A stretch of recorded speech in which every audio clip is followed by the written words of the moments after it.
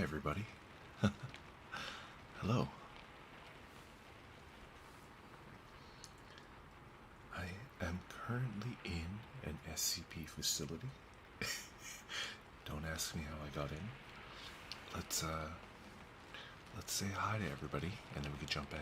Yes, Rubeens, thank you. I'm on live chat right now. J1, hello. Atomize, hello. Urso, hello. Rubeens, hello. Zach, hello. Davatar, hello. Tikon, hello.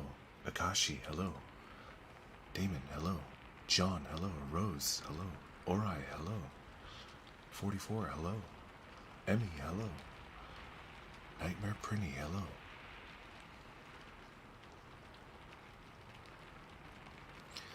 Popot, hello. Uwu Snatcher, hello. Ryo Tori, hello. Welcome. Harney, welcome back. Hello. RB Nightmare, hello. Demo, hello. Welcome back, I think you're cargo crab Colin. Astro, hello. I love SCPs, which is why we're going over. Yes, real.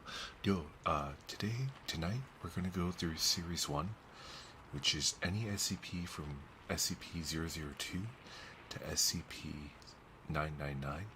If you have any requests, I'd be happy to read it out for you, okay? Laptoast, hello. Josiel, hello. Azazel, hello. Cardiff, hello. Margot, hello. Angel, hello. Reuni, hello. Diggy, hello. Yume, hello. Justin, hello. Welcome back. Spoon, hello. Okay, here we go.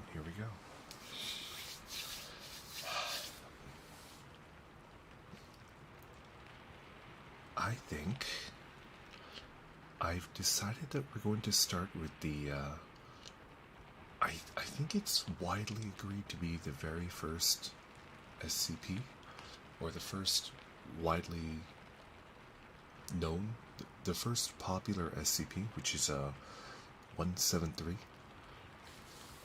I'm going to start with that, and then I'll go into requests, okay? Unfortunately, Astro, I am unprepared for that. Yes, everybody, just a little bit of an announcement. I actually just today, at lunch, managed to mail out all of the Christmas cards that had a mail request, right? So I added a stamp, and then I sent it off at the post office. So those should be arriving pretty soon, hopefully. Maybe like 3 or 4 days or so. And I think tomorrow after work, I'm going to get to work on the Christmas cards that their requested delivery was through email or Discord DM. Those I will work on getting done tomorrow evening. Hopefully I could get it all done in one night. I'm not, I'll give it a shot, but if you gave me an address through the Google form that Astro and Ribians were giving out, then they've been mailed out. Like, I guarantee you they've been mailed out. So expect those pretty soon. Thank you.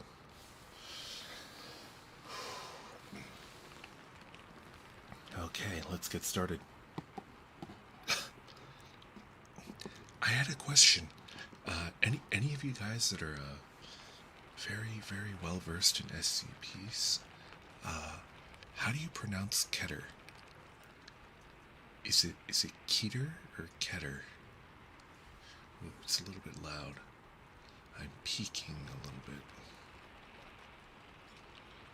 Let's turn it down just a little bit, like so. Yes, that's a lot better, I think. Keter, yes. Oh, I'm getting conflicted. Yeah, I have been watched it. I have watched a couple SCP videos on YouTube, and it's different for both, right? I've seen some YouTube creators call it Keter and some call it Keter. So I'm actually not sure which is the correct way to pronounce it, and I'm kind of a stickler on pronunciation, you know? Karif, thank you for the super chat. How do you keep your tusks clean? I've got pretty good dental at my work, and I brush and I floss. Flossing is super important to me. The bigger the teeth, the more important flossing is. The more meat you eat. John, thank you for the super chat. Thank you. Is Red in a Keter class SCP? Am I? I don't think I'm a danger to people, you know? Anywho.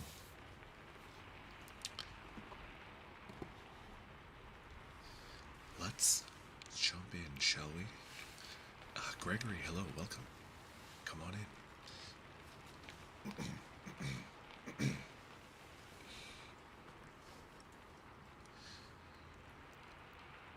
Item number SCP-173. Object Class Euclid. Special Containment Procedures. Item SCP-173 is to be kept locked in a container at all times. When personnel must enter SCP-173's container, no fewer than 3 may enter at any time, and the door is to be relocked behind them.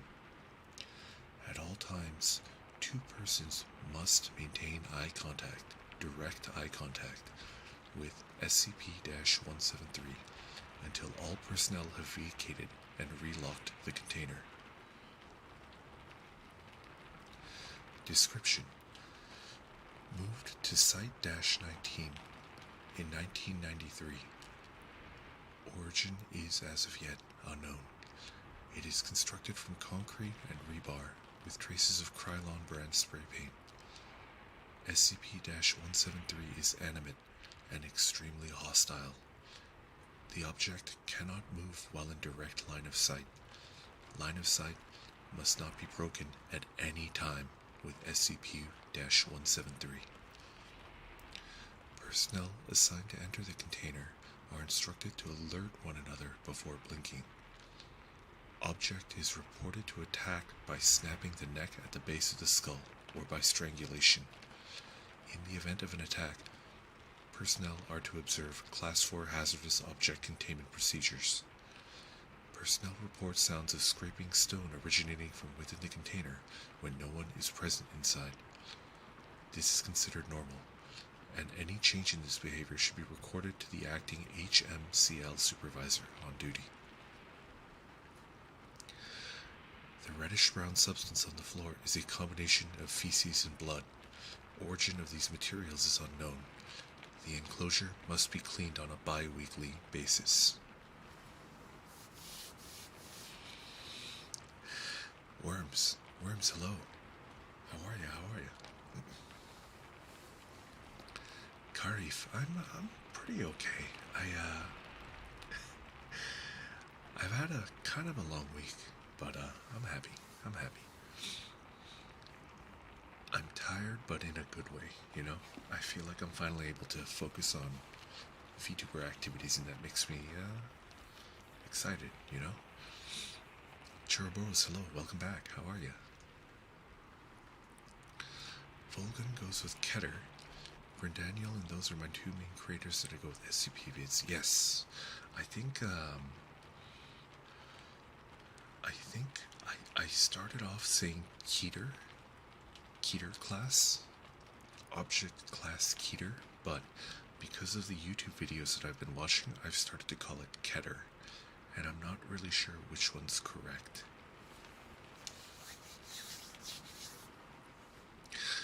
Reuni, I'm about 80% recovered, you know? SCP, more like SCPP. This is, it's an interesting SCP, I like it. Really appreciate the ASMR stream. I have a splitting headache because the panini finally caught up with me. Oh no, J Blue. I'm sorry to hear that. Oh. SC, show me your PP. Pineapple, hello, welcome, welcome. How are ya? How are ya? Let's move on to a viewer requested SCP next, okay? Who requested SCP-343? Somebody requested that.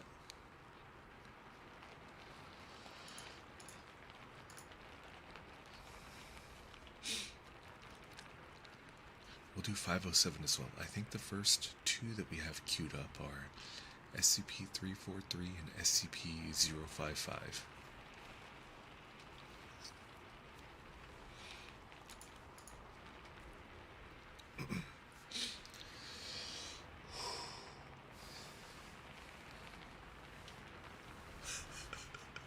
You would, Rivians, you would.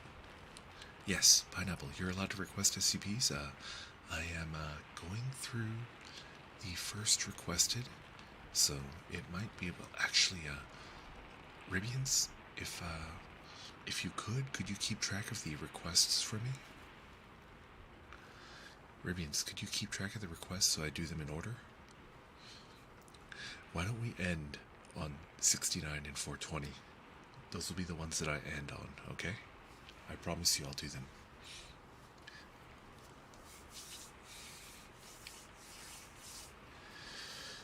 Okay. Item number SCP-343. Object Class Safe. Special Containment Procedures. SCP-343 resides in a 6.1 meter by 6.1 meter room at Minimal Security Site 17. It should be brought any items it requests and visited by at least one staff member each day. Attempts to add further security precautions or required clearances are unnecessary or impossible due to the nature of SCP-343. See description. Description. SCP-343 is a male, seemingly raceless humanoid in appearance with apparent omnipotence. SCP-343 was discovered walking the streets of Prague and detained after a staff member witnessed him disappear from the streets and reappear on a rooftop. SCP-343 is detained willingly within his chamber, as containment has proved to be impossible. See notes. Addendum number 343-1. SCP-343, colloquially named God by the staff here, looks like an older man, although his features are different to each observer. In my first talk with him, he claimed outright to be the creator of the universe. When I asked him to prove this, he laughed, walked through the wall of the chamber, and returned seconds later with a hamburger in his hand.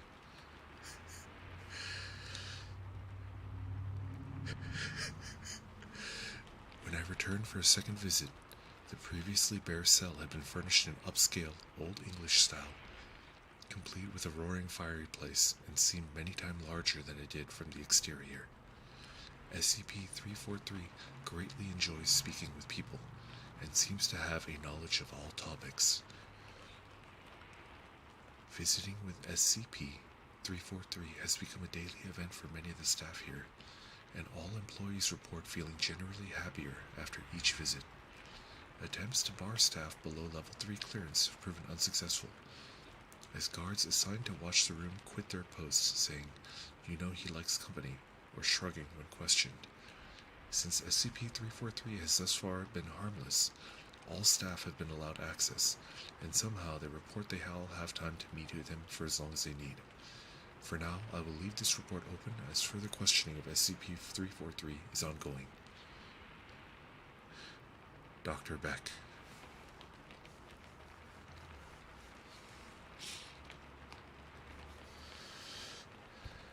Warning. SL4 or higher needed for further access. Addendum number 343-2. In regards to document 343-1A, there are no relevant records available or seemingly in existence, and similarly, all records of Dr. Redacted, ever working with SCP-343 or Dr. Beck, are missing and presumed non-existent. All staff questioned about the document convey ignorance of document 3431-A. and claim not to have met Dr. Redacted. In a related matter, Senior Officer Dr. Beck has requested a higher staff rotation to increase morale in worse off sections. This is a very odd request and was the subject of further investigation. Other localized anomalies such as better health, greater job satisfaction, and lower fatalities in this section have led to the request being granted. This subject is now closed on orders of 05 redacted.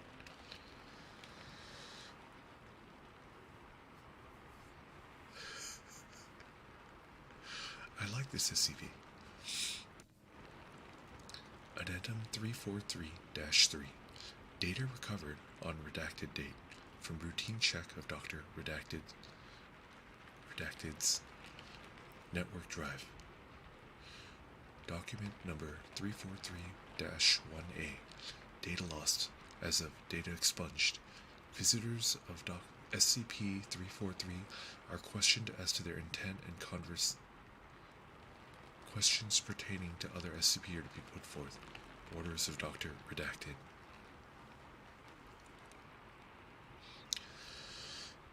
Document number 343-1B.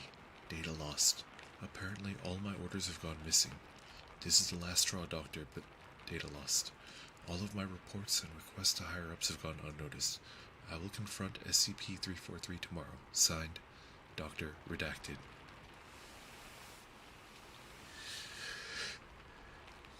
Did SCP-343 just nope someone out of existence? Is that what I'm picking up? SCP-343 just, I don't know, snapped somebody out of existence. One of the researchers. That's actually kind of incredible. Rekka, hello. Welcome back. Beautiful.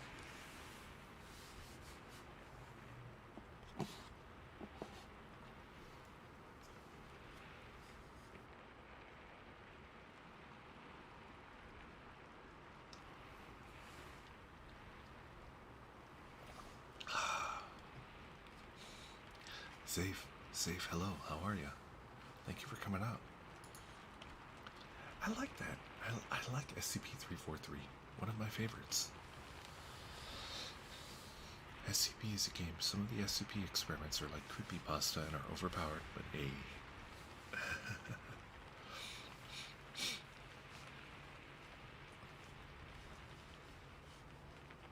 We're moving on to SCP-055 next. This is a long one, so, Ribbons, I have one more requested one. I have, SCP-055, and then it'll be open to the requests that you brought in, okay?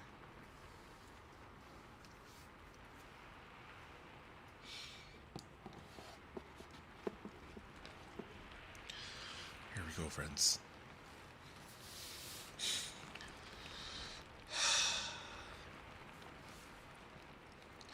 Item number SCP-005. Object Class Keter. Special Containment Procedures. Object is kept within a 5x5 by 2.5 meter square room constructed of cement, 50 centimeter thickness, with a Faraday cage surrounding the cement walls.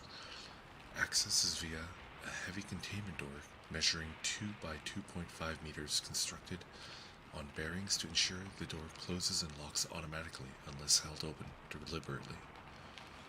Security guards are not to be posted outside SCP-055's room. It is further advised that all personnel maintaining or studying other SCP objects in the vicinity try to maintain a distance of at least 50 meters from the geometric center of the room, as long as this is reasonably practical. Description: SCP-055 is a self-keeping secret or anti-meme. Information about SCP-055's physical appearance as well as its nature, behavior, and origins is self-classifying. To clarify, how Site-19 originally acquired SCP-055 is unknown. when SCP-055 was obtained and by whom is unknown. SCP-055's physical appearance is unknown. It is not describable or invisible. Individuals are perfectly capable of entering SCP-055's container and observing it, taking mental or written notes, making sketches, taking photographs, and even making audio or video recordings. An extensive log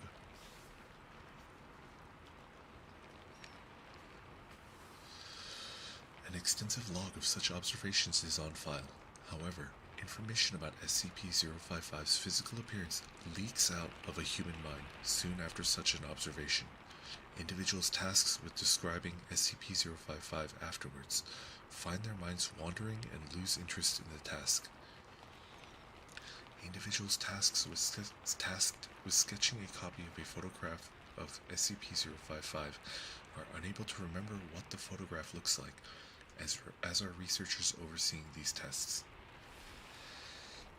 Security personnel who have observed SCP-055 via closed-circuit television cameras emerged after a full shift, exhausted and effectively amnesiac about the effects of the previous hours.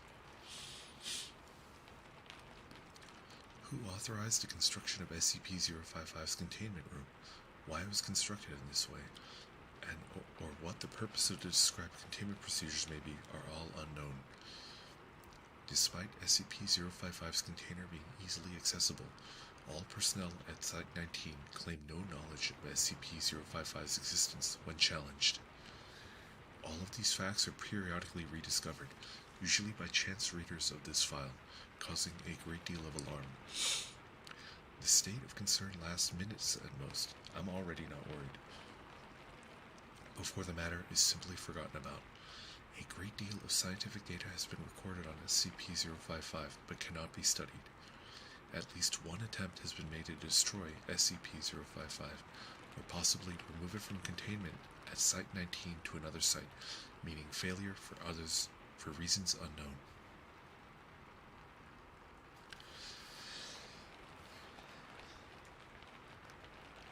SCP-055 may present a major physical threat and indeed may have killed many hundreds of personnel, and we would not know it. Certainly it presents a gigantic mimetic mental threat, hence its Keter classification.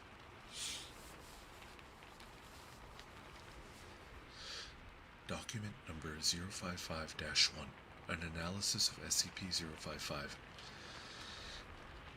The author puts forward the hypothesis that SCP-055 was never formally acquired by Redacted, and is in fact an autonomous or remotely controlled agent inserted at Site-19 by an unidentified third party for one or all of the following purposes: to silently observe or interfere with activities at Site-19, to silently observe or interfere with activities at other SCP locations, to silently observe or interfere with activities of humanity worldwide, to silently observe or interfere with other SCP objects, to silently observe or interfere with Redacted. No action to counter any of these potential threats is suggested, or indeed theoretically possible.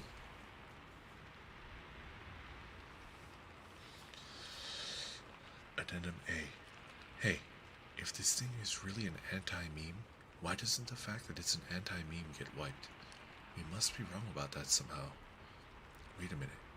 What if we were able to keep notes? What if we were to keep notes about what it isn't? Would we remember those? Bartholomew Hughes, NSA. Document number 055-2. Report of Dr. John Marachek. Survey team number 19-055-127BXE was successfully able to enter SCP-055's container and ascertain the appearance and to some degree the nature of the object. The notes were taken according to the project methodology, see Redacted, after which the container was sealed again. Excerpt from the transcript of a personnel briefing follows.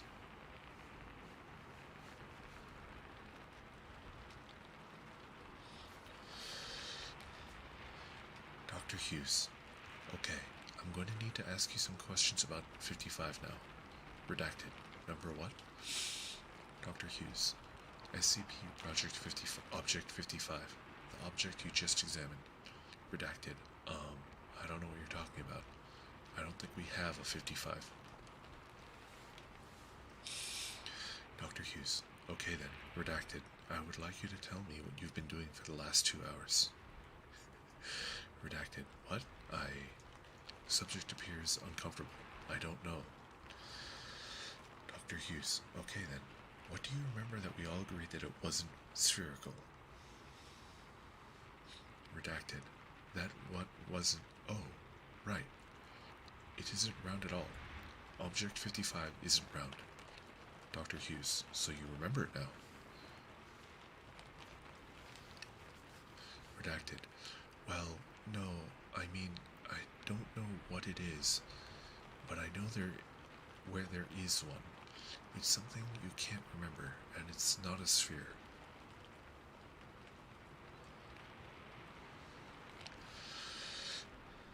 Dr. Hughes, wait a minute. What's not a sphere? Redacted. Object 55. Dr. Hughes, object what?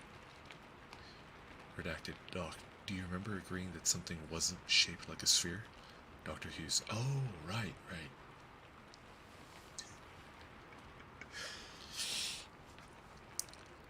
It appears to be possible to remember what SCP-055 is not, negations of fact, and to repeatedly deduce its existence from these memories. Personnel involved in survey number 19-055-127BXC reported moderate levels of disorientation and psychological trauma associated with cycles of repeated memory and forgetfulness of SCP-055. However, no long-term behavioral or mental health problems were observed, and psych assessments of survey personnel showed consistent reports of this distress fading over time. Recommendations. It may be worthwhile to post at least one staff member capable of remembering the existence of SCP-055 to each critical site.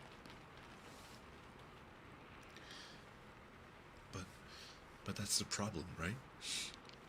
Nobody can remember that SCP-055 exists. So, how would that work?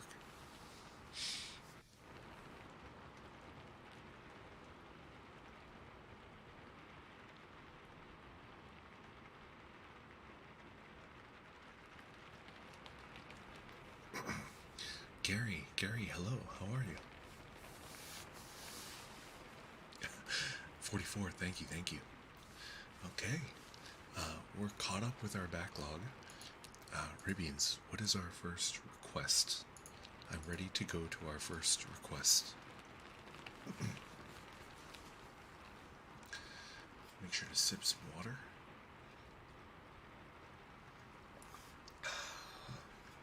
I'm doing good, Gary. I'm just doing an SCP reading with my ASMR mic, just to test my ability not to peak my new ASMR mic, you know?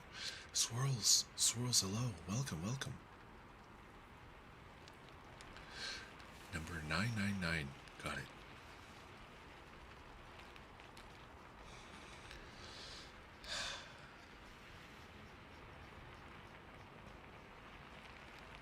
Oh, at the very end. Loading SCP-999.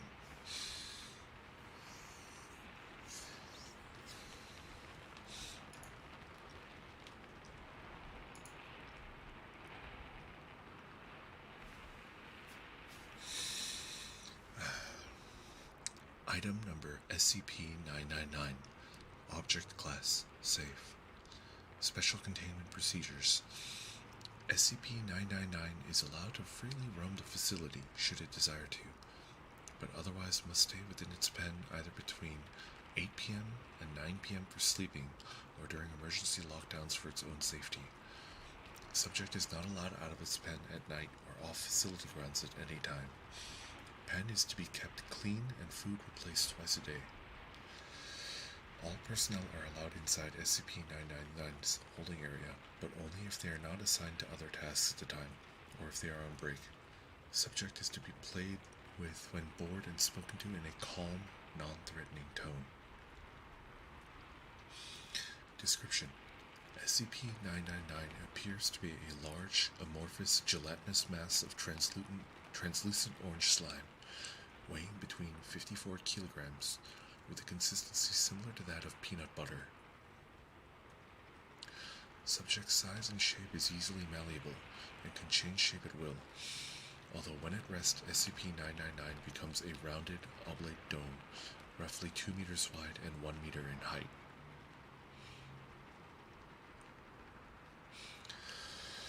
The surface of SCP-999 consists of a thin, transparent membrane similar to that of an animal cell, roughly 0.5 centimeters thick, and is highly elastic, allowing SCP-999 to flatten portions of its body up to 2 centimeters thin. This surface is also hydrophobic, although SCP-999 can willfully absorb liquids. See Addendum SCP-999-A. The rest of SCP-999's body is filled with a viscous orange substance of unknown chemical makeup, although it is capable of digesting organic materials with ease. Subject's temperament has been best described as playful and dog-like.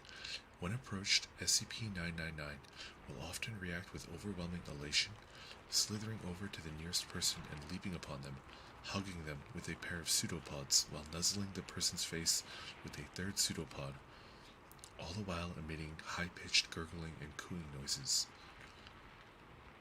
The surface of SCP-999 emits a pleasing odor that differs with whomever it is interacting with. Recorded scents include chocolate, fresh laundry, bacon, roses, and Play-Doh. Who likes Play-Doh?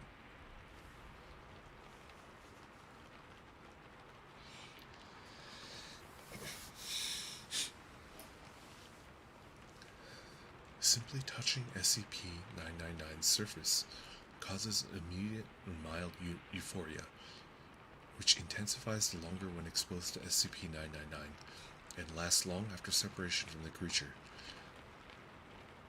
The subject's favorite activity is tickle wrestling, which is often by completely enveloping a person from the neck down and tickling them until asked to stop, although it does not always immediately comply with this request.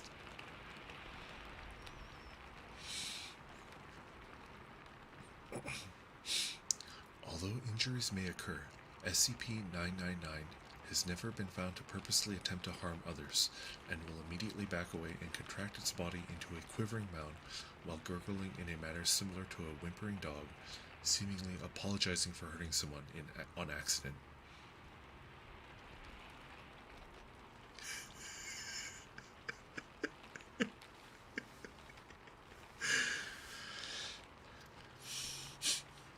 While the creature will interact with anyone, it appears to have a special interest in those who are unhappy or hurt in any way. Persons suffering from crippling depression or PTSD, for example, are reported having a far more positive outlook on life after multiple interactions with SCP-999. The possibility of manufacturing antidepressants from SCP-999 slime is currently being discussed.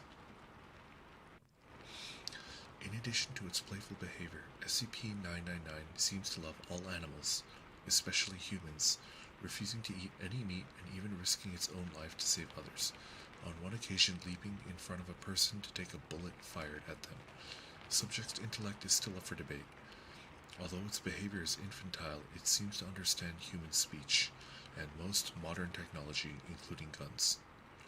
SCP-999's diet consists entirely of candy and sweets, with M&Ms and Necco wafers being its favorites. Its eating methods are similar to those of an amoeba.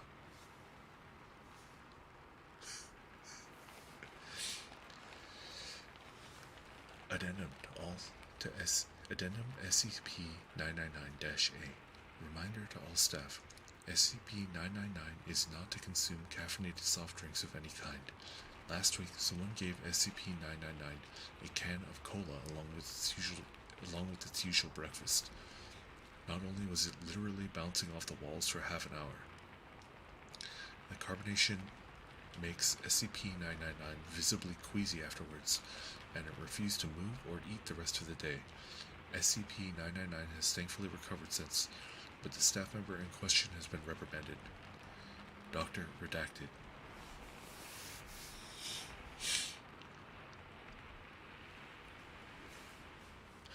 Gazpacho, hello, welcome, welcome.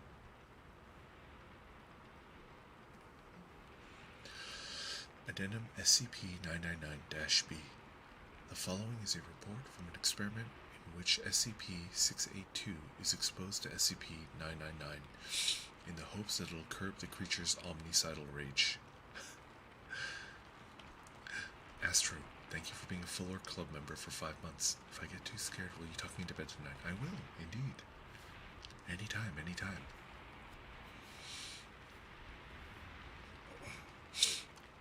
SCP-999 is released into SCP-682's containment area.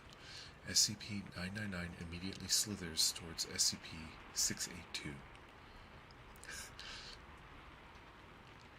999 elated gurgles.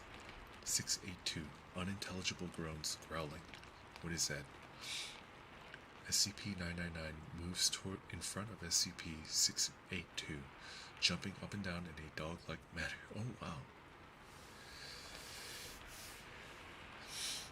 Ribians, thank you for being a full Orc Club member for 5 months. Ah. Damon, thank you for being a full Orc Club member for 5 months. Redacted.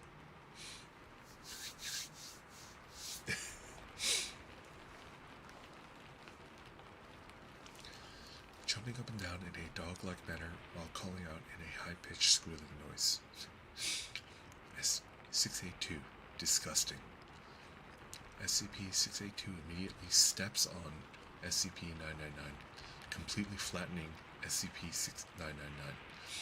Observers were about to abort the experiment when SCP-682 started talking again.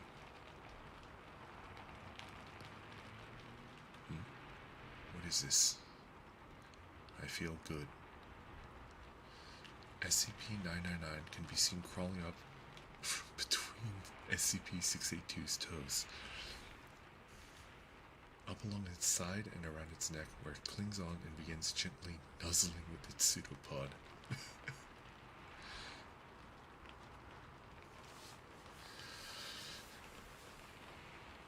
A wide grin slowly spreads across SCP-682's face.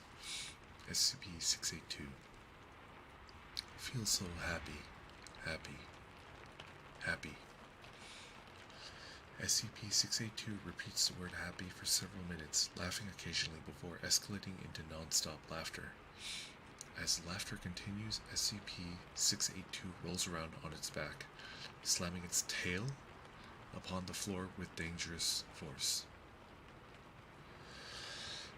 SCP-682, bellowing laughter. No, stop tickling. Continues laughing. SCP-682 and SCP-999 continue the tickle fight until SCP-682 finally wears down and appears to fall asleep with what would appear to be a smile on its face. After 15 minutes with no activity, 2 D-Class personnel enter the room to retrieve SCP-999. When SCP-999 is removed, SCP-682 immediately wakes up and unleashes an unidentifiable wave of energy from its body, all the while laughing maniacally. All persons within the wave's range collapse into crippling fits of laughter, allowing SCP-682 to escape and slaughter all in its path. Meanwhile, SCP-999 quickly rescues as many persons as it can, taking them to a safe place to recover from SCP-682's laughter wave, while agents suppress and recontain SCP-682. Despite the tragedy that SCP-682 brought on the facility, SCP-999 has not shown any fear towards the creature and has in fact made gestures suggesting that it wants to play with SCP-682 again. SCP-682, however, has stated, "That feculent little unintelligible can data expunged and die." Interesting. Choroboros, thank you for being a full Orc Club member for 4 months. Thank you, thank you.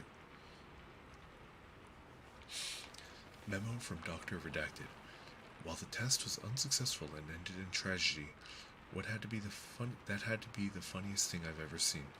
I never thought I'd see the day that I would regard SCP-682 as cute. Please send me a copy of the security tapes ASAP.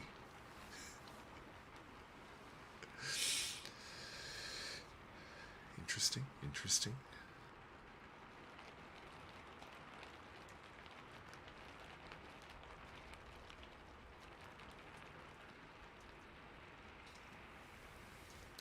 That's pretty good.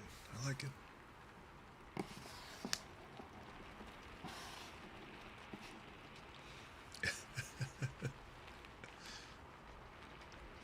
This was a long one, though. Man, this is one of the longer SCPs I've seen. Man, interesting, interesting.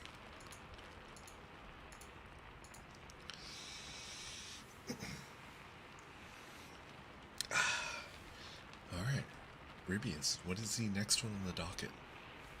I'm ready. I'm ready for the next one. I'm kind of curious. I want to look at SCP-682 now. I'll still go in order. I will not read SCP-682, but I will read it.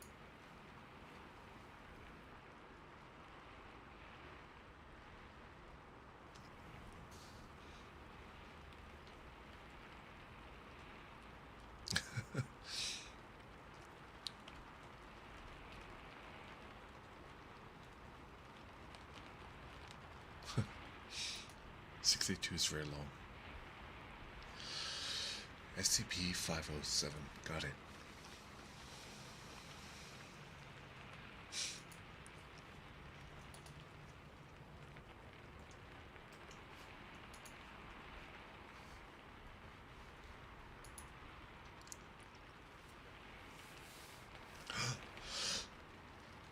Secret Love.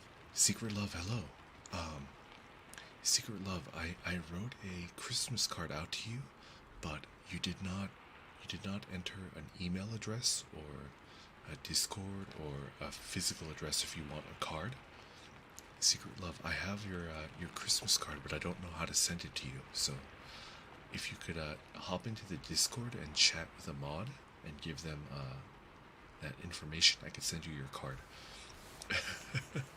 I recognize the people that requested Christmas cards on stream, but they didn't fill out the Google form, so I have no idea how to send it to them.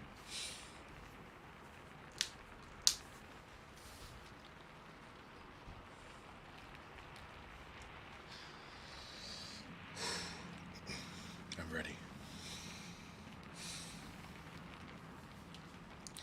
Item number SCP-507. Object Class Safe. Special Containment Procedures. SCP-507 is allowed free roam of the facility, obviously barring anything that would breach security or safety protocols. At any time SCP-507 leaves its private quarters, it must be accompanied by an agent, mostly at this point to make sure it does not shift without the facility's knowledge.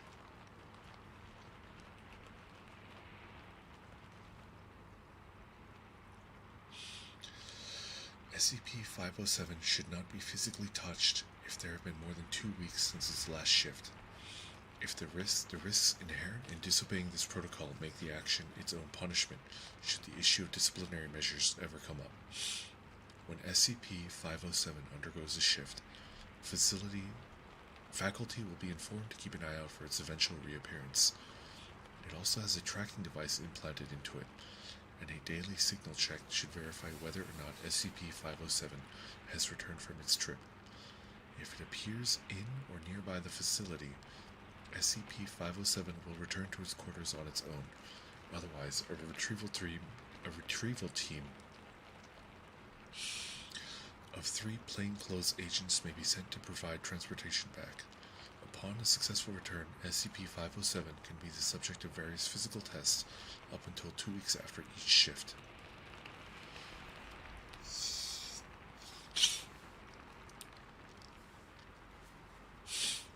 It is worth noting that SCP-507 is allowed a computer with an internet connection via a proxy which strictly limits what information can be uploaded and to where in its room, and may petition to use, meet with, act as a test subject for safe Euclidean SCPs that do not affect mental functions negatively or carry an infectious trait. This one's kind of worded interestingly.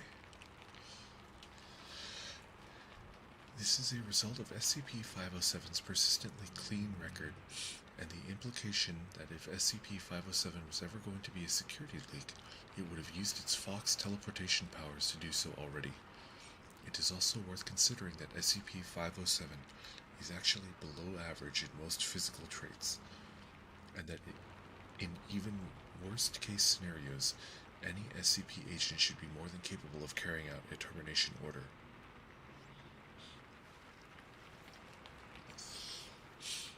Description: SCP-507 is a Caucasian male with blonde hair and green eyes, sporting no other outstanding characteristics besides being somewhat overweight and speaking with a vague accent of disputable origin. Although SCP-507 is an already established name due to its unremarkable upbringing, it seems to find entertainment in forcing those it meets to give it a nickname in lieu of divulging its disinformation. Thus, SCP-507 will now respond to the names Tommy, Steve, Bruto, Guy, Houdini, and Grabnock the Destroyer.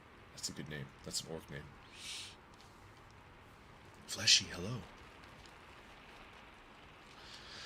SCP-507 was originally recovered from the redacted asylum when standard surveillance following repeated successful escape attempts brought its abilities to light. All records of this incident were confiscated, and SCP-507 was taken into custody under the pretense of moving it to a more secure facility.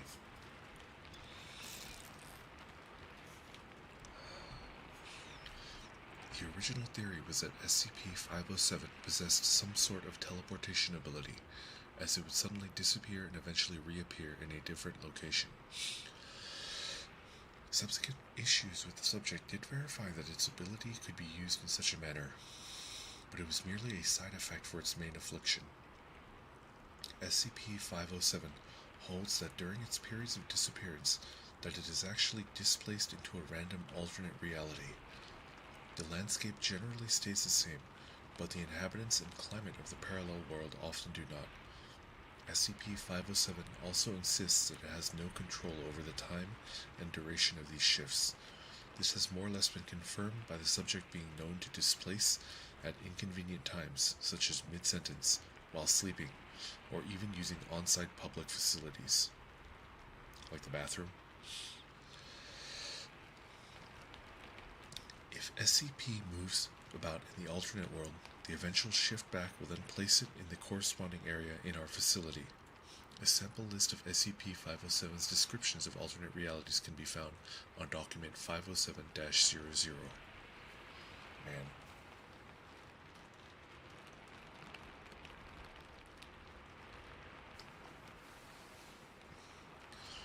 Mentally, SCP-507 shows no large deviations from the psychological profile for a normal person.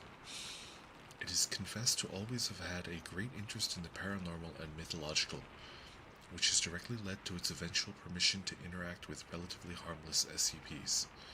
SCP-507 especially enjoys meeting with other sentient SCPs, once going so far as to request a small vacation to visit SCP-082.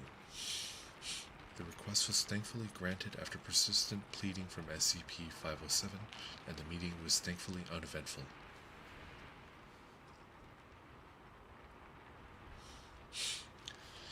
Document number 507-00.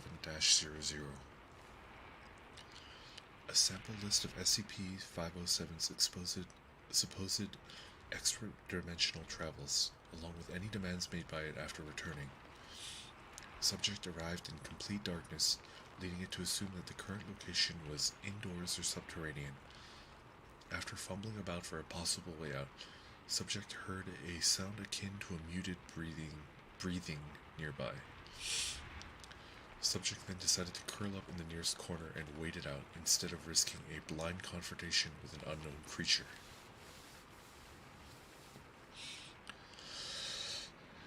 Request: a standard flashlight, which it now always carries on its person.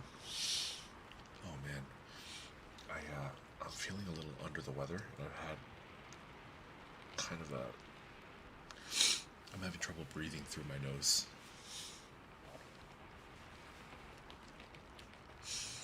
Subject appeared in a replica of the facility, although apparently fallen into disuse.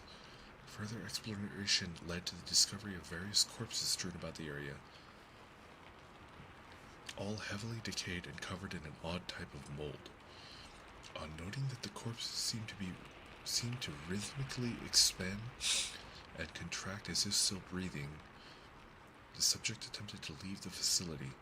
This idea was quickly discarded when it opened an exit and found that the outside world was apparently coated with the same odd growth. Ooh. Heavy doses of voriconazole and a fungal expert to help ascertain the nature of the mold. No match of the described mold was found, but was noted to share many attributes with the current types of cordyceps fungi. Cordyceps. That's the Last of Us. That's the zombie mushroom from Last of Us, right? John, hello. Good morning. Good morning. Domino, hello. Hello. Upon reappearing, subject was reported to mutter, "So many spiders." Subject refused to elaborate. Request: a handheld firearm of any type. Request was granted under the stipulation that said firearm is specifically built to only use rubber bullets.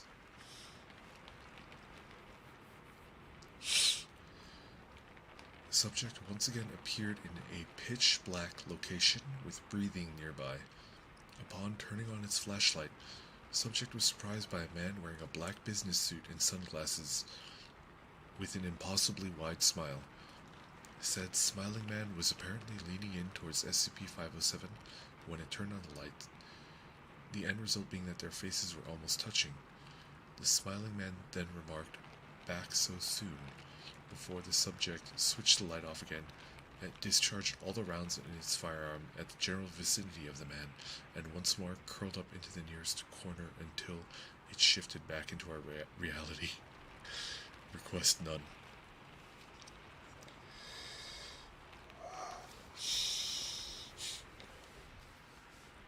That's pretty creepy.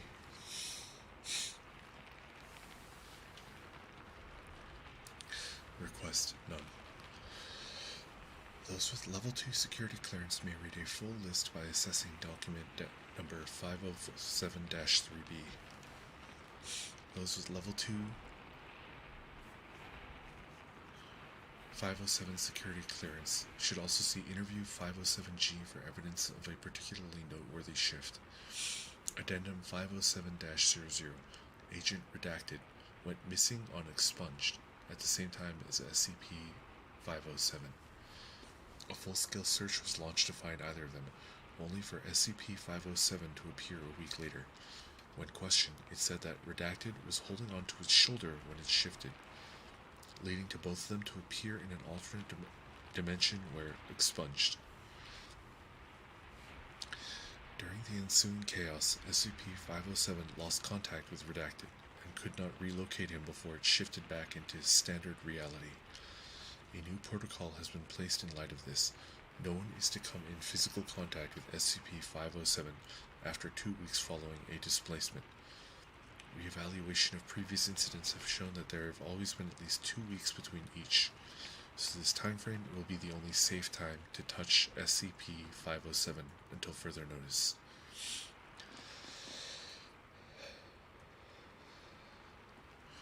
Addendum 507-01. I don't care how much he grumbles about it.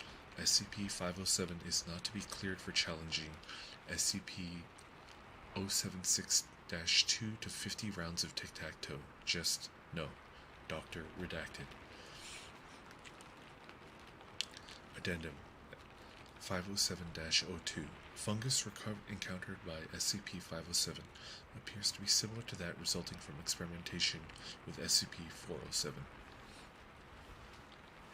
Let's check these interviews.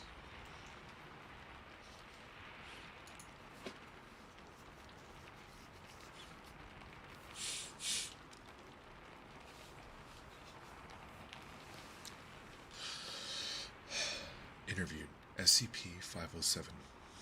Interviewer, Dr. Redacted. Forward. During a daily signal check for SCP-507, 2 independent verifications were returned. The following investigation led to the discovery of an identical SCP-507 duplicates in its assigned quarters. Both apparently made their way to the room by themselves, and had spent at least half an hour conversing with each other upon meeting. The following interview took place between them, and the first informed employee to reach their location. The duplicates have each been given an alphabetical notation for the purpose of readability.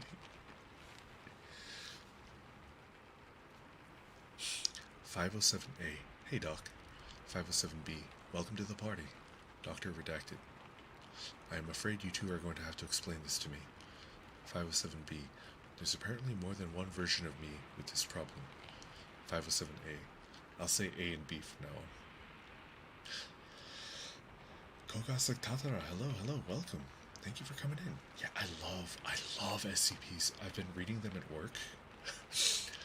I've been reading SCPs at work, so this is like super exciting that we could all hang out and read them together.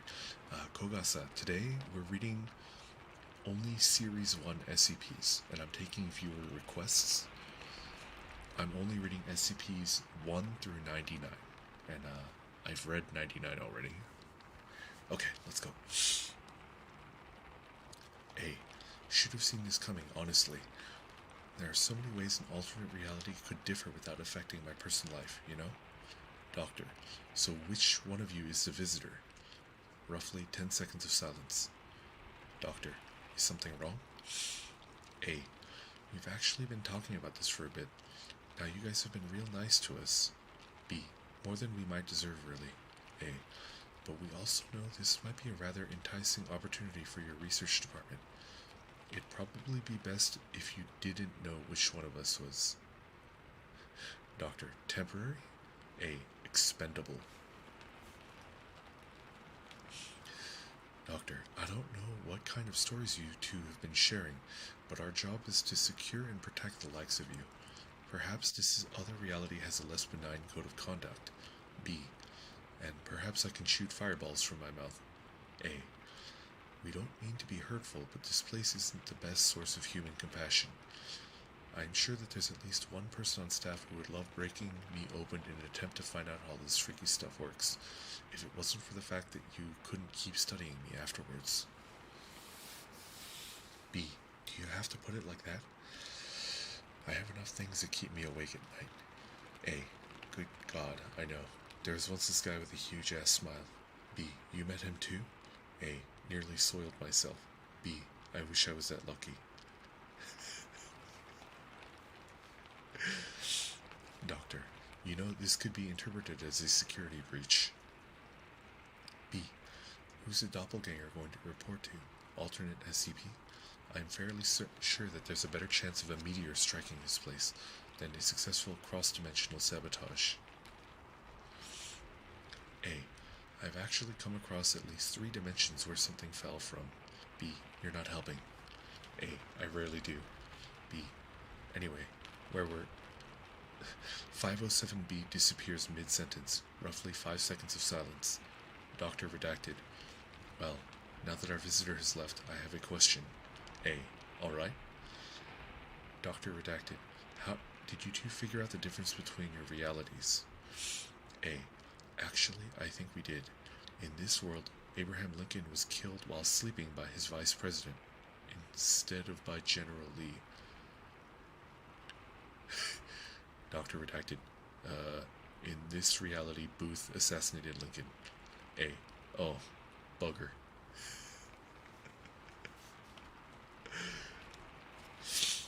End log. Closing statement. Subsequent testing revealed that SCP-507's abilities have no biological basis, and that severed pieces will still shift along with the main body. The SCP of this reality reappeared 3 days later, and has not been reinformed of this incident.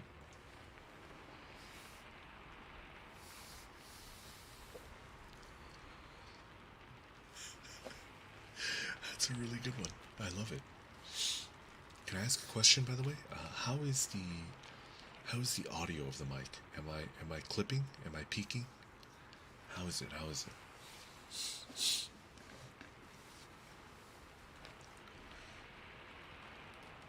Perfect. Good.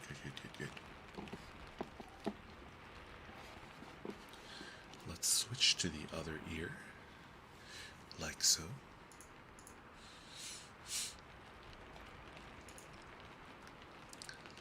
I am ready.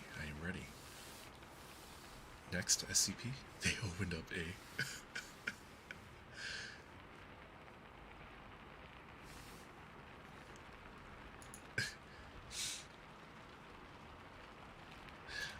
507's jump logs are great. The cat world. Can somebody spoiler for me? Can somebody spoiler, like, who is the smiling man? That sounds terrifying. 963. Got it. I would love to hear about what the hell is a smiling man. That sounds terrifying.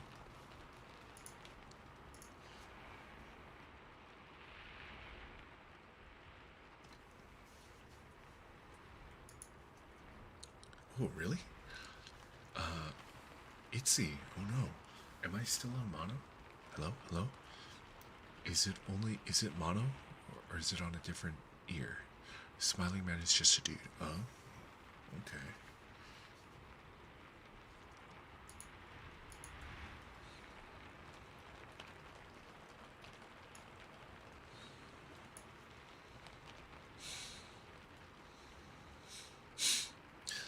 Koga-san, I'll take any request from number 2 to number 999, but I've already done 3 or 4 of them, I think. Okay, perfect. Itzy, it seems like it's just you. I'm sorry, I don't know what's causing that. Yeah.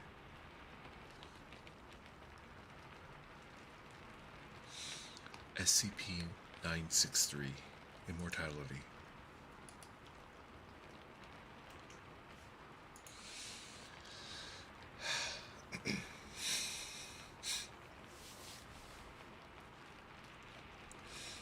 Item number SCP-963, Object Class Euclid. Special Containment Procedures. SCP-963-1 is to be given the care of a current D-level operative, as well as personnel classified to Dr. Bright's assistant. This assistant is to be chosen by O5 Redacted for loyalty to the Foundation as well as psychological stability. SCP-963 is to be attached to the subject's forehead or the back of the subject's hand using a suitably strong epoxy. SCP-963-1 is now hung by a chain from the subject's neck. 963-1 is not allowed to be hidden upon the subject's body. Any attempt to do so will be met with lethal force.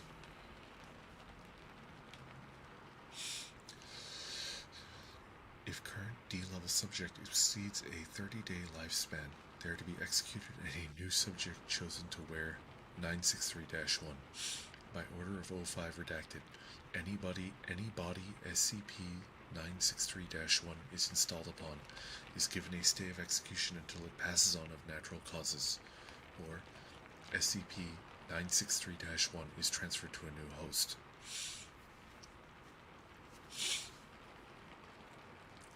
Attention, as of date redacted, 963-1 is not allowed in proximity of any Euclid or Keter class humanoid SCPs.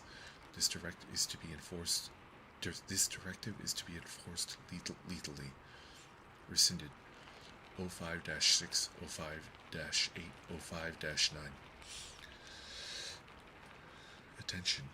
As of Incident 239B, Clef Kondraki, SCP-963-1, is not allowed at Site 17 without the express permission of 305s. Violations are to be met with lethal force. Rescinded. 05-6, 05-8, 05-9. Description: SCP-963-1 is an ornate amulet approximately 15 centimeters in circumference, made from white gold with 13 redacted K brilliant cut diamonds surrounding a redacted oval cut ruby in a starburst pattern.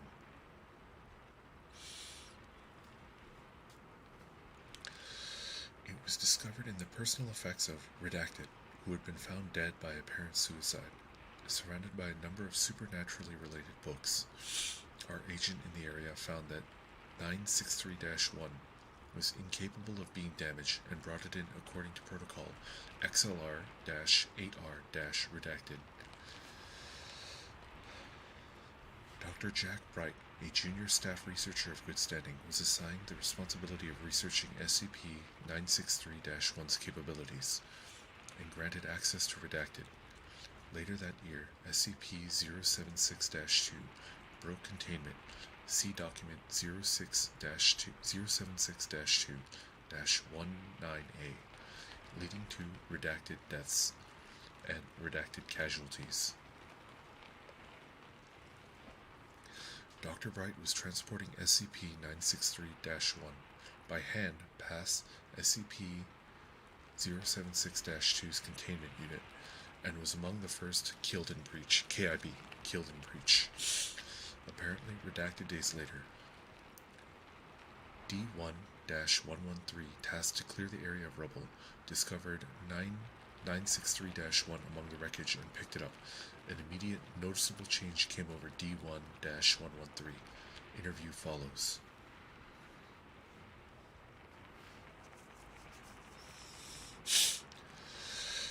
Redacted.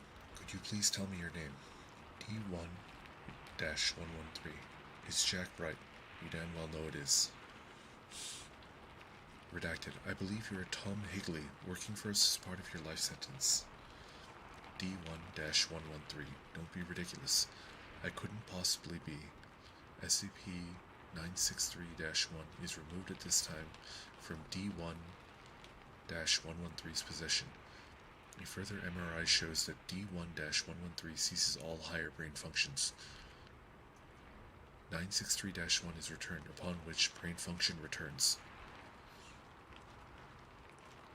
Redacted. Dr. Bright? D1-113. What? Redacted. We appear to have a problem.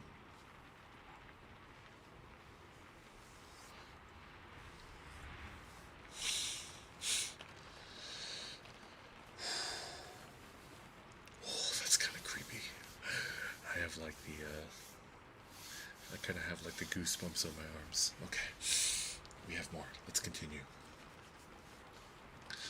After much experimentation, it has been discovered that when any living anthropoid comes into direct skin contact with SCP-963-1, the mind of the subject is wiped, and that Dr. Bright is projected from 963-1 onto the subject. It is known that memories native to Dr. Bright transfer from host to host. If a subject maintains contact for 30 days, their brain functions become a duplicate of the late Dr. Bright's. If 963-1 is removed from after this time period, the subject retains an independent copy of the consciousness of Jack Bright. Sanctions were put in place to prevent multiple instances of Dr. Bright from being created to prevent Dr. Bright from collaborating with himself. However, this was found to be not necessary, as Dr. Bright has been proven thoroughly dedicated to the Foundation and its cause. Dr. Bright himself has performed extensive experimentation on SCP-963-1, with the express desire for release from it. Interviews with Dr. Bright indicate that Redacted killed himself in the process of empowering SCP-963-1, and was therefore never able to slave his own unconsciousness to the amulet. Dr. Bright hypothesizes that he accidentally activated 963-1's power by being killed instead of killing himself as the original creator had done.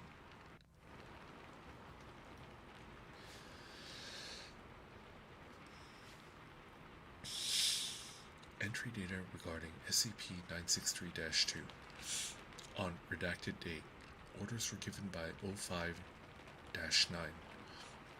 to attempt to replicate SCP-963-1.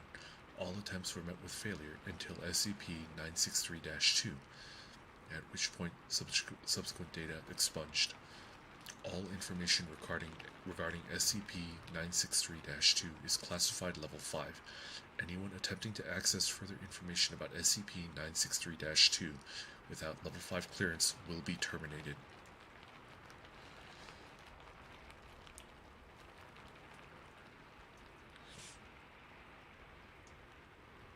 So you're saying there is an SCP-963-2. So you're saying there is a second one.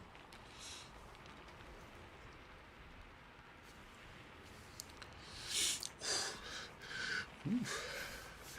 This one gave me chills. It's pretty good.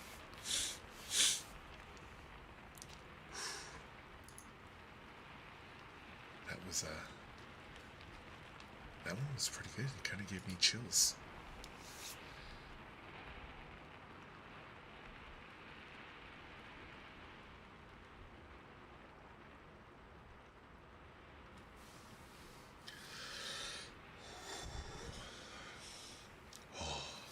That was an excellent SCP. Oh my god. To whoever recommended it, thank you. Thank you for recommending it. I have not read that one. I think I've read 087 before. Let's give it a shot. Choroboros, thank you. Thank you for the recommendation. Let's go check it out.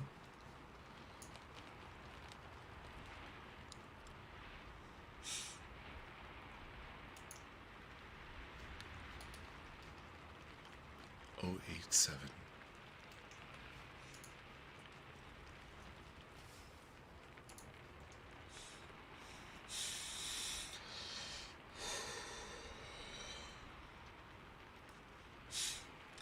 Item number SCP-087, Object Class Euclid. Special Containment Procedures. SCP-087 is relocated on the campus of Redacted. The doorway leading to SCP-087 is constructed of reinforced steel with an electro-release lock mechanism. It has been disguised to resemble a janitorial closet consistent with the design of the building. The lock mechanism on the doorknob will not release unless redacted volts are applied in conjunction with a counterclockwise rotation of the key. The inside of the door is lined with 6 centimeters of industrial foam padding.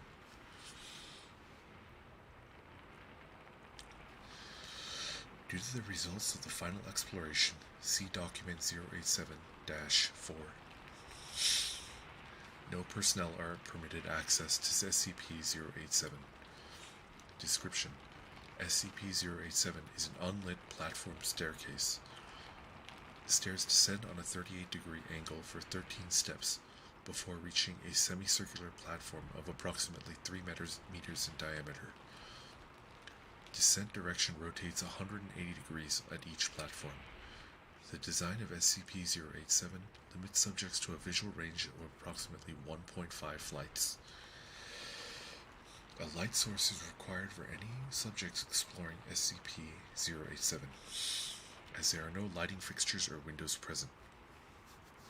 Lighting sources brighter than 75 watts have been shown to be ineffective, as SCP-087 seems to absorb excess light. Subjects report audio recordings confirm. Subjects report and audio recordings confirm the distressed vocalizations from what is presumed to be a child between the ages of redacted and redacted. The source of the distress calls is estimated to be approximately 200 meters below the initial platform. However, any attempts to descend the staircase have failed to bring subjects closer to the source. The descent calculated from Exploration 4, the longest exploration, is shown to be far beyond both the possible structure of both the building and geological surroundings. At this time, it is unknown if SCP-087 has an endpoint.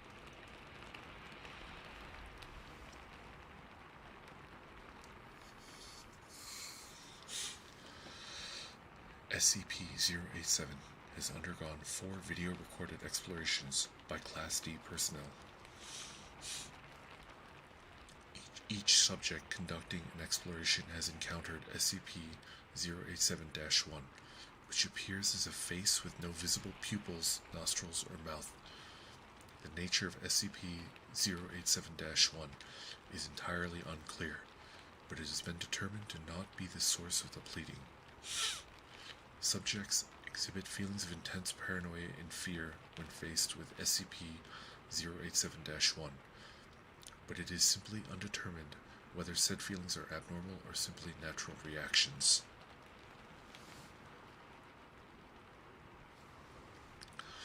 Over a period of 2 weeks following Exploration 4, several members of the staff and students from the redacted campus reported knocking at a variable rate of 1 to 2 seconds per knock coming from the interior of SCP-087. The door leading to SCP-087 has been fitted with a 6 centimeter thick industrial padding. All reports of knocking have ceased.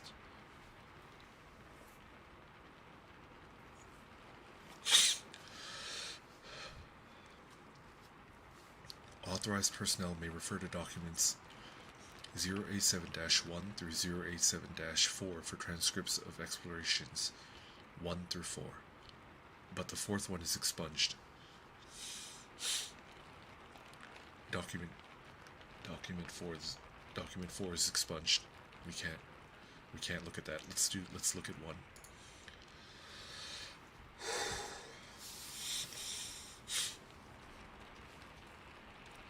D8432 is a 43-year-old Caucasian male of average build and appearance, an unremarkable psychological background. Class D designation as a result of demotion due to mishandling SCP redacted. D8432 is equipped with a 75-watt flood lamp with battery power capable of lasting 24 hours.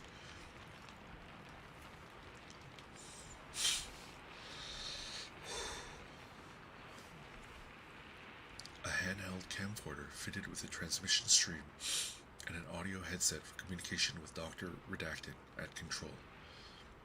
D8432 steps away from the doorway onto the initial platform. Despite the wattage, the flood lamp only illuminates the first 9 steps. The second platform is not visible. It's fucking dark. Is your flood lamp functioning properly? D8432 shines the light out the door and into the academic building's hallway. The light reaches significantly further. Yeah, it's working. It just won't light these stairs all the way down. Thank you. Please continue.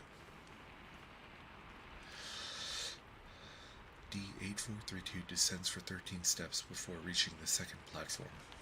The platform is in the shape of a semicircle, with an apparently concrete surface and walls. There is no distinct markings, aside from nondescript patches of dust, dirt, or wear consistent with which is found in a typical concrete stairwell. D8432 rotates 180 degrees and begins descent down the second flight, then pauses.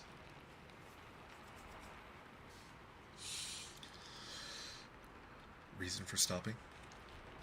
Hear that? There's a fucking kid down there. It sounds like one. None of the described audio is feeding through the camera or the mic at this time. Could you please describe the sound? It's young. Either a female or a very young boy. It's crying and sobbing and saying, "Please. Help. Please." Yeah, it keeps repeating that and crying. Can you estimate the distance from your current location? Fuck. I don't know, maybe 200 meters down. Please continue down the next flight. The subject descends another 13 steps. As he reaches the landing, the audio of the child as described is picked up. The child alternates between sobbing, wailing, and the words, "Please, help," and down here. The level of audio is consistent with D8432's report of it being approximately 200 meters below.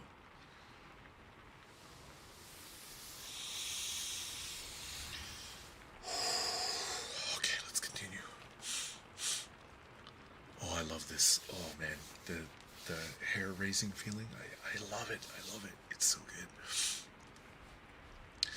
Can you still hear the crying? Yeah. We're picking it up as well. Please continue down. Stop if you notice any changes in the audio or the environment. The subject descends another 3 flights of stairs before stopping. Keep going. Please. D8432 continues another 17 flights, a total of 22 flights before stopping. There are no visual changes in the environment, and each flight has a consistent 13 steps. I'm not getting any fucking closer to the kid. Stereo audio confirms that the crying noise has not increased in volume and remains approximately 200 meters below the subject.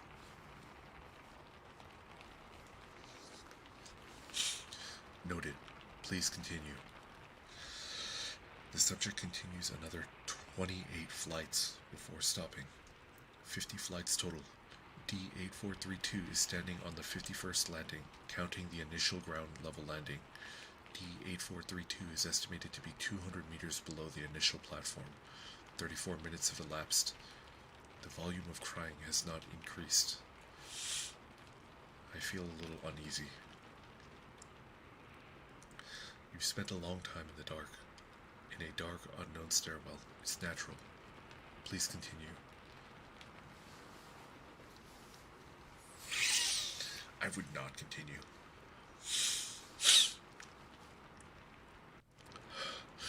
Tuna Child, welcome to the Full Lore Club. Thank you, thank you.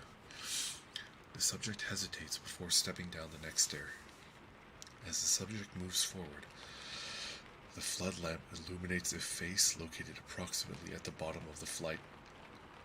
SCP-087-1.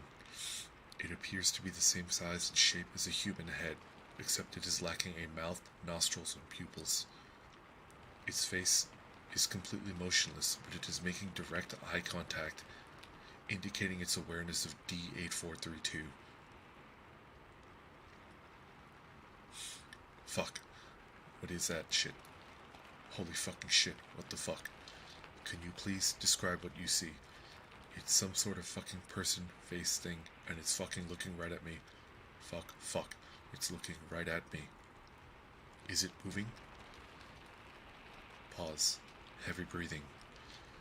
No, it's just staring at me. Fuck. It's creepy. Please approach and further illuminate the entity. Fuck. I don't want to fucking.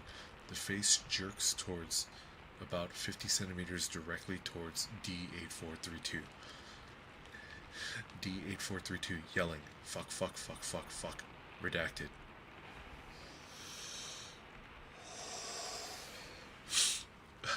Tuna Child, thank you for the super chat. Thank you. I keep forgetting to renew on time. I'm pretty sure this is my 3rd or 4th month. Yeah, thank you. I appreciate it.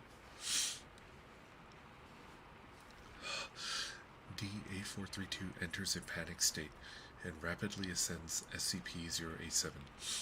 D8432 reaches the ground floor in 18 minutes, at which time he collapses and passes out. There is no sign of SCP-087-1. Review of the footage indicates an equal number of flights and steps ascending as descending. Audio of the crying and pleading remains at the same volume until the last flight, at which point it ceases. Medical reports indicate collapse was the result of the rapid ascension of the stairs, causing fatigue.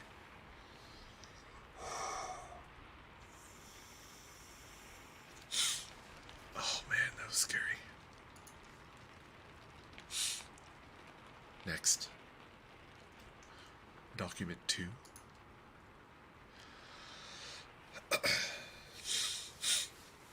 D9035 is a 28-year-old African-American male of strong build.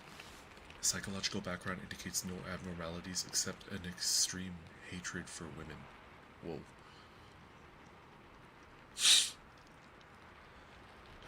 Subject has an extensive record of data expunged. D9035 is equipped with a 100-watt flood lamp with a battery power capable of lasting 24 hours, a handheld camcorder fitted with a transmission stream, and an audio headset for communication with Dr. Redacted.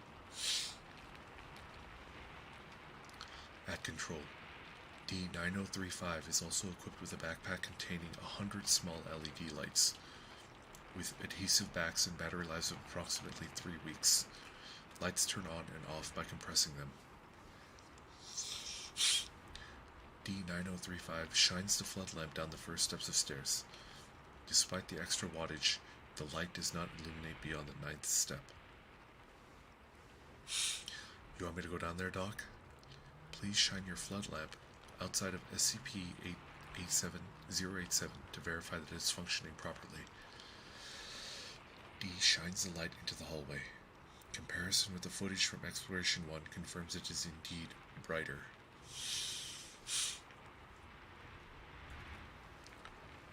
Thank you. Please continue to the first landing. Hey Doc, I know what you said and all, but I don't think I want to go there. Please continue to the first landing. Doc, look, as per our earlier conversation, please continue to the first landing. D9035 pauses for 18 seconds, then descends 13 steps to the first landing, then stops. Is that a kid? Please remove one of the adhesive lights and affix it to the wall on the landing. Doc, do you hear that? Is it a kid down there? That's unconfirmed. Please affix an adhesive light to the wall and verify that it functions. D903 hesitates, then removes one of the lights from his backpack and adheres it to the wall. He presses on the light and it turns on. Please turn off your flood lamp.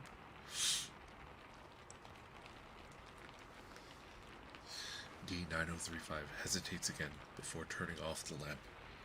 The LED light illuminates the landing, but does not extend beyond the first step either way. Thank you. You may turn your flood lamp back on. Please continue to descend. At each landing, affix an LED light to the wall and turn it on.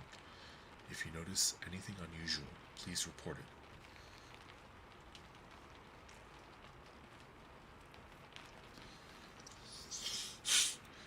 D9035 turns the flood lamp back on and descends down the next flight of stairs.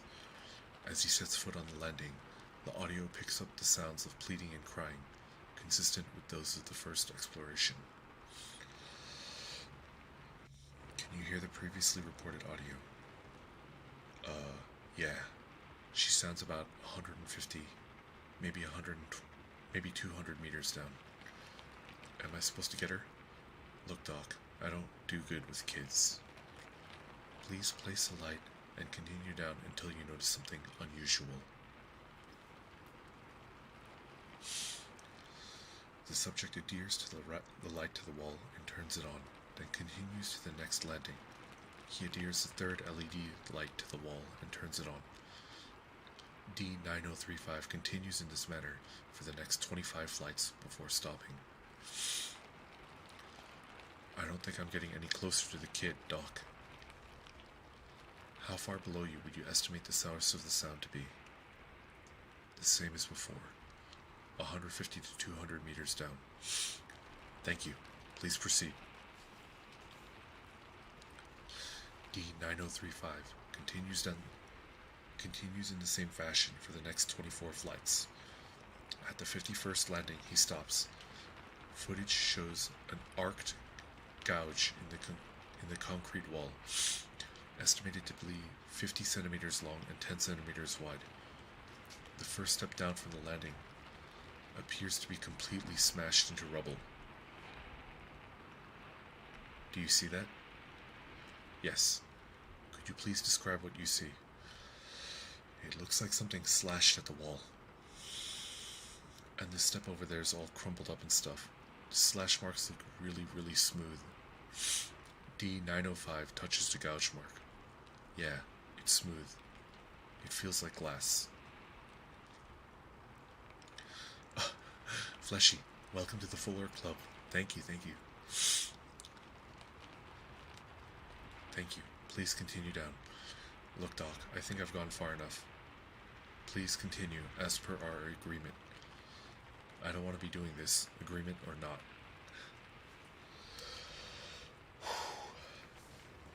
Data expunged.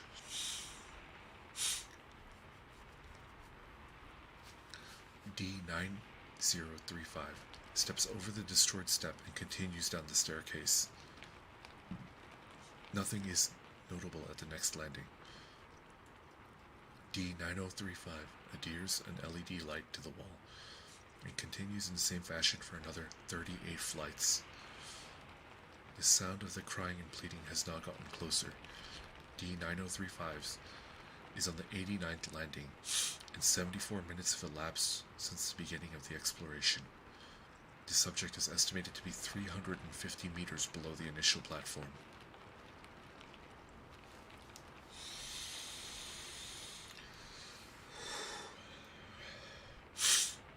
I feel like the kid's just trying to lure me down here, Doc. I think it's time for me to. D9035 stops talking and moving as the flood lamp illuminates SCP-087-1.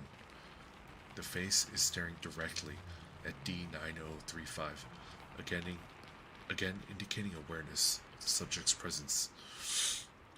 Although SCP-087-1 appears to be unmoving, its location is 38 flights below the initial encounter in Exploration 1, indicating that it is mobile.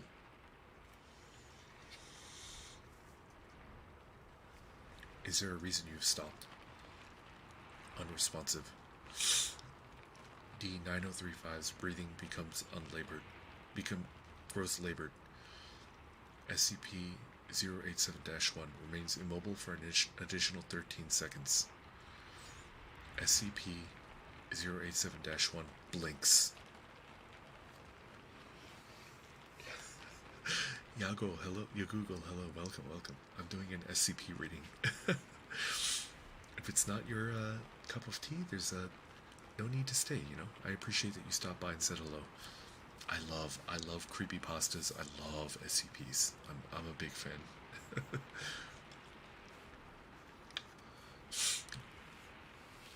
D9035, yelling incomprehensible. SCP-087-1 jerks forward until it is approximately 90 centimeters from D9035. Subject turns and flees up the stairs. Please relax and calm down. Turn around. We need a closer look at the face. D9035 ignores Dr. Redacted and continues rapid ascent. He continues to scream incomprehensibly. Dr. Redacted. D9035, can you hear me? Please slow down. D9035 is unresponsive and continues rapidly climbing the stairs. His screaming diminishes to babbling. After ascending 72 flights, D9035 collapses on the 17th landing. D9035, can you hear me? D9035 is unresponsive, but labored breathing can be heard through the audio feed. For the next 14 minutes, D9035 is immobile. The visual feed is black, and the audio picks up only the subject's breathing and the continuous pleading from coming down below. After 14 minutes and 32 seconds of unchanging video and audio feeds, the sound of a rapid heartbeat, not consistent with the human heartbeat, and a low cracking noise is heard. 7 seconds later, D9035 gasps and revives, continuing his ascent of the stairs rapidly and wordlessly. A heartbeat and cracking cease, and nothing abnormal is detected on the visual feed. He remains unresponsive. D9035 exits SCP-087 and sits on the floor outside of the entrance. D9035 then enters a catatonic state from which he has not yet recovered.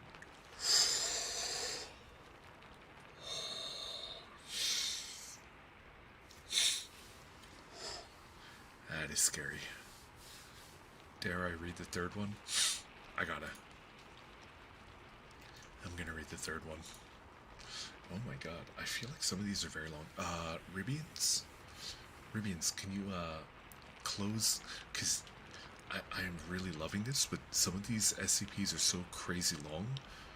I think I'm gonna hit 3 hours, you know?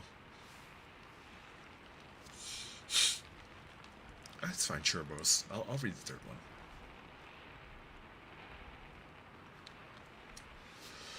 But I think, I'm gonna go ahead and close off the requests because I'm gonna hit 3 hours, I'm pretty sure.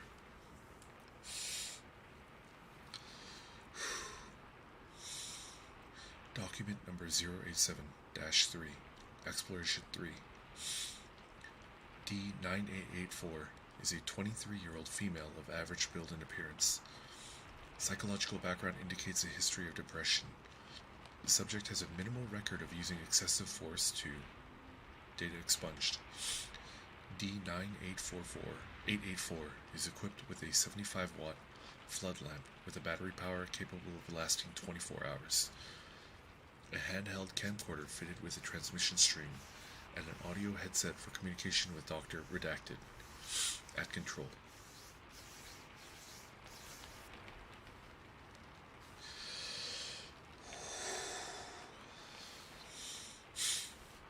D9884 is also equipped with a backpack containing 3.75 liters of water, 15 nutrient bars, and 1 thermal blanket. D9884 stands on the ground level landing of SCP-087. The flood lamp illuminates only the first 9 steps. LED lights are placed on the wall. LED lights placed on the wall during the last exploration are not visible. Please descend the first flight and examine the landing wall. D9884 descends 13 steps and stops the landing. There is no trace of the LED light at the location. Footage from Exploration 2 indicates where it was placed. Yeah, it's just a dirty concrete wall. There's nothing on it. No, wait. It's a little sticky right here. D9884 indicates the spot on the wall the LED light should have been located.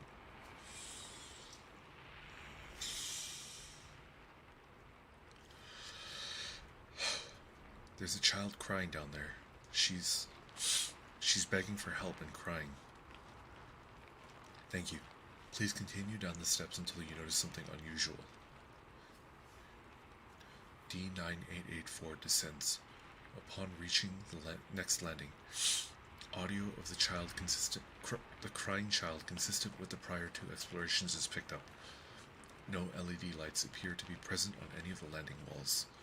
D9884 continues with no incident until she reaches the 17th landing. Ew. There's something on the ground here and it smells really bad. It's all sticky and stuck on my shoe. Ugh, it's so gross. Video feed confirms presence of substance occupying a space approximately 50 centimeters in diameter. Can you describe the scent? It kind of smells like old, rusty metal and pee. Thank you. Please continue until you notice anything else. I've noticed this, but I kind of think like most SCP researchers are like not evil, but not like great people, you know?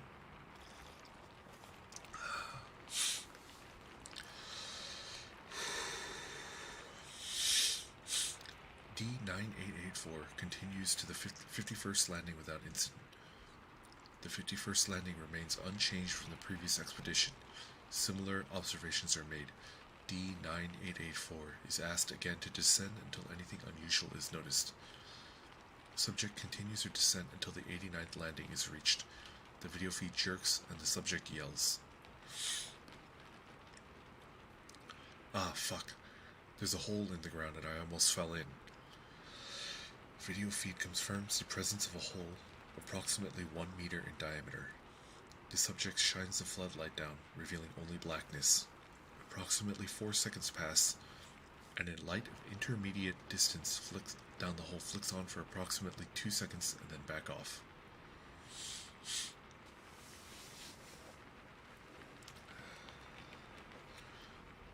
There was a light down there. It's gone now, but it was on for like a second. Did you see it? Yes. Can you estimate the depth of this hole?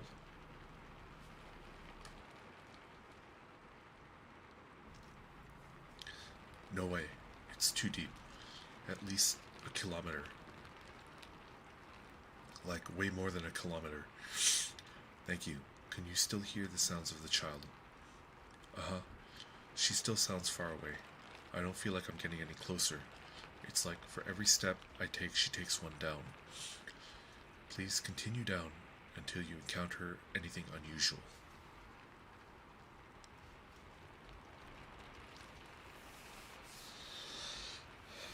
D9884 continues to descend SCP-087 for approximately an hour, covering an additional 164 flights.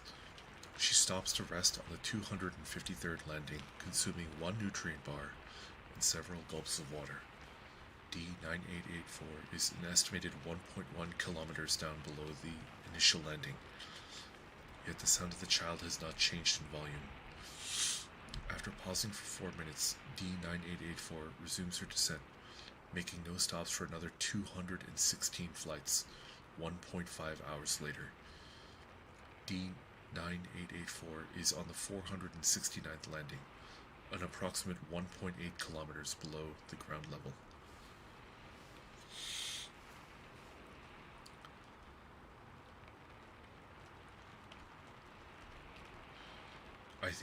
I'm not getting anywhere. I think it's time I went back. I mean, going down is one thing, but this is a long climb back.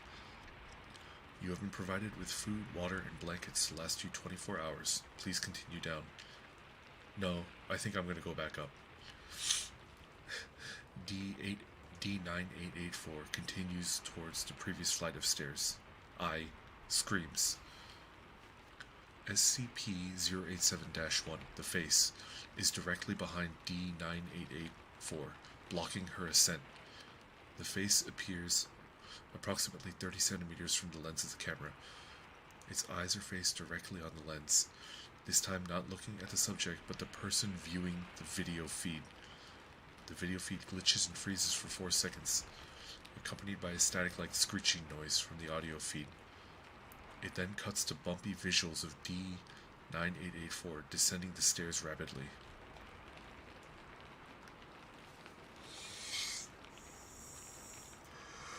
Oh, it's scary. Panicked and hysterical, it's been following me. This whole time it's been right behind me. Oh God, it's right behind me. It was looking at me.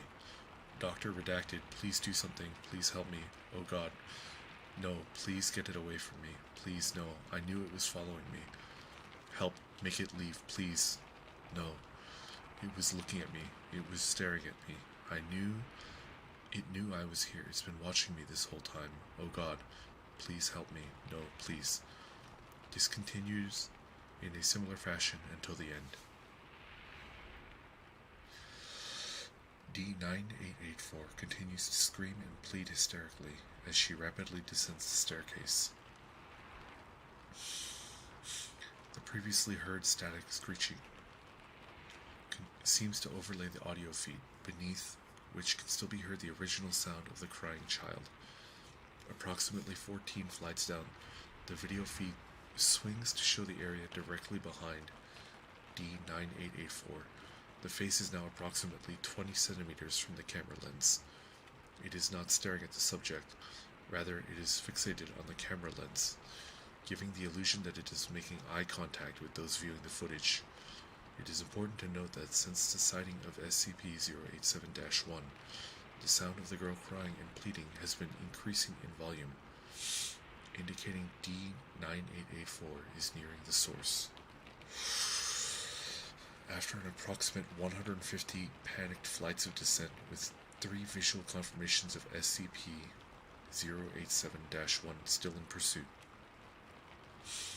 D9884 9884 trips and appears to fall unconscious. Audio feed indicates strong proximity to the source of the crying. The static and screeching noise continue. The video feed shows yet another descending flight of stairs, indicating D9884 still has not reached the base of the stairwell. 12 seconds of motionlessness pass before the face comes in full view of the camera, eye contact being made directly with the viewer. Audio and video feeds cut out, and no connection is re-established. That is scary. There should be a fourth transcript, but it's gone. I don't see a fourth one. Why is there no document 4? Everybody, there's no document 4. I'm scared. Why is there no document 4?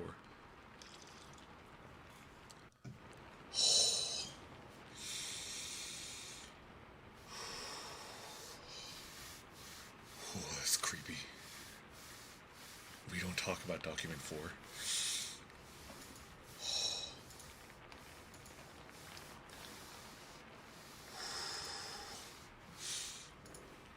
Okay. I think I'm ready for the next one. Ribbons, what is the next STP? Let's go ahead and switch up the ear.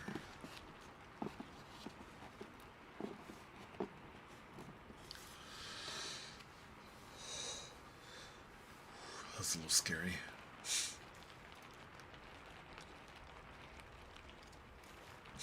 Well, it's simple. There is no document 4 because of redacted, and well, obviously because of redacted. Next up is SCP-48458, requested by Zafe. Zafe, thank you.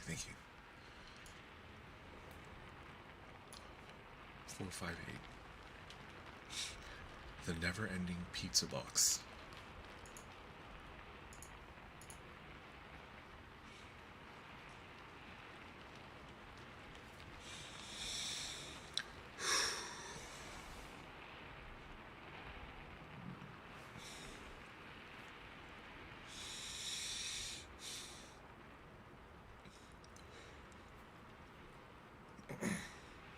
Item SCP-458.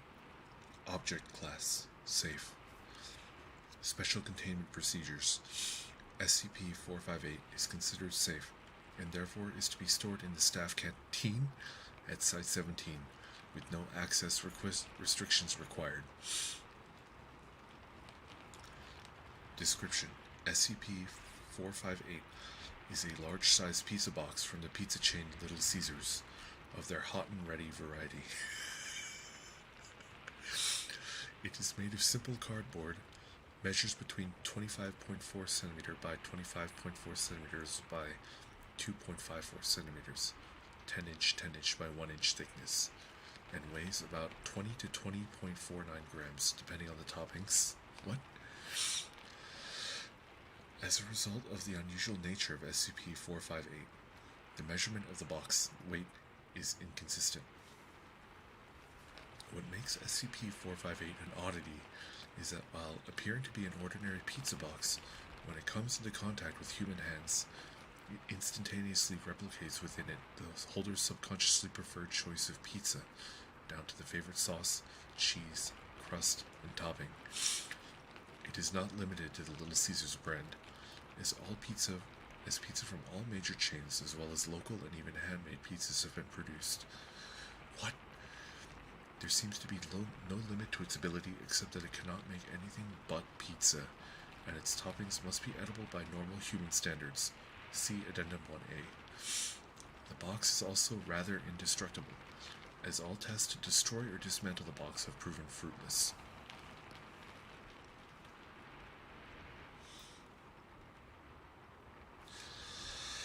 It is assumed that the box is semi-sentient, having at least enough telepathic or empathic ability to sense what the holder's personal choices regarding pizza are. After consistent testing has showed SCP-48458 seemingly infinite power to generate pizza, but with little other use. It has henceforth been placed inside the canteen at Site 17 for free use by personnel. That's really reckless. After its open use has been allowed, personnel morale has shown to have sharply increased.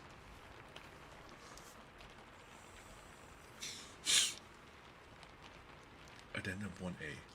Upon testing SCP-458 with SCP redacted, the subject took a bite of the slice, which appeared to be a garlic-free slice of sausage and olive pizza on wheat crust. This was met with the response, "It's a fine slice, but I would have rather preferred a different sauce." It was inferred that the box cannot use substances that are not indigestible by regular human bodies. Further testing confirmed this.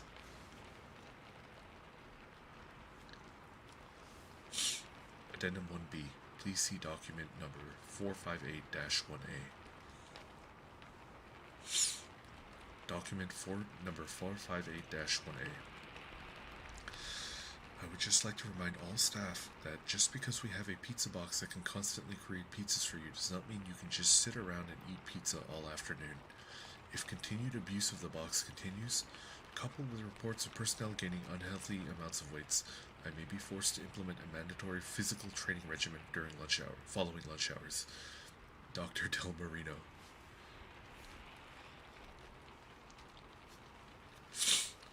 Document 458-1B. For simple curiosity's sake, and to perhaps get a better idea of the mindset of certain SCPs, I have compiled a list of sentient SCP's reactions when holding the box.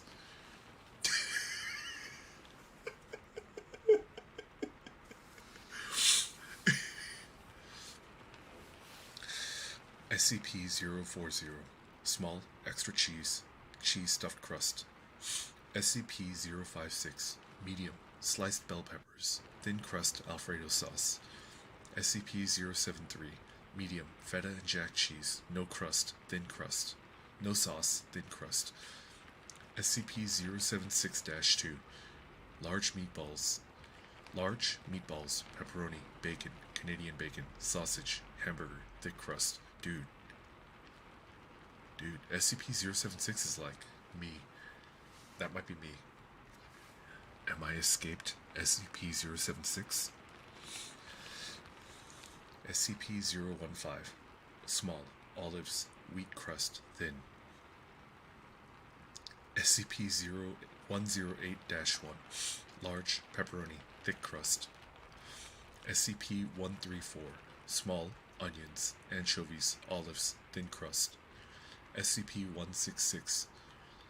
Small, bell peppers, olives, thin crust.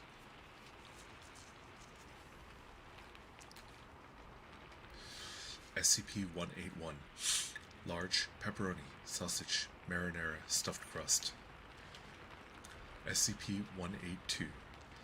Medium, olives, mushrooms, pretzel dough crust. SCP-343. We've done SCP-343 before. What is this? Oh, 343. 343 is gone. SCP-343 is gone. SCP-343. Large, almost every topping imaginable. Over 100 distinct foods identified.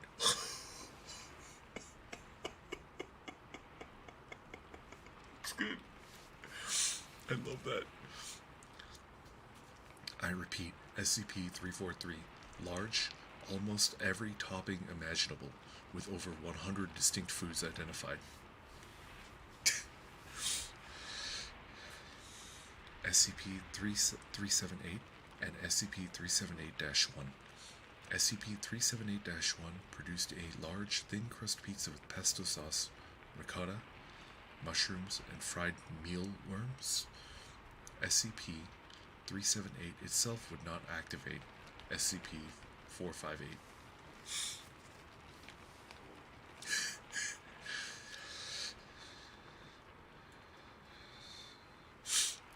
SCP-3300-1. Large, extra cheese and pepperoni, wet when removed from box. What? SCP-3477, medium, anchovies. All instances produced identical pizzas with identically arranged toppings. Dr. Michaels? That's not an SCP. Dr. Michaels, large Hawaiian. Tomato sauce, honey baked ham, pineapple, extra mozzarella cheese with Tabasco. SCP-4504, medium, egg, bacon, barbecue sauce based, thick crust. SCP-4999, extra large, half supreme, half pepperoni. POI 3445, SCP-15175-1, wielding SCP-5175, POI 3445, produced large pizza with mozzarella cheese stuffed crust, a barbecue-based sauce, bacon bits, bacon strips, ground beef, ham, pepperoni, sausage, and a dusting of crushed chili cheese Fritos. SCP-5175-1 contributed teriyaki sauce. What the fuck? Pineapple. I like a New York style pizza crust. I think New York style pizza is like my absolute favorite because the crust of New York style pizza is like crispy on the outside and like chewy. It's like chewy on the inside. So like good, authentic New York style pizza is like one of the only pizzas where I can eat the crust, you know? I eat the crust of New York style pizza. Anyways.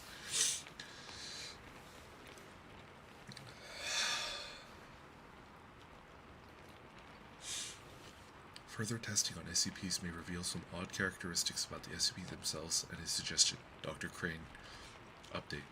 Further cross-testing is permitted, but requires approval and supervision due to safety concerns. Dr. Redacted.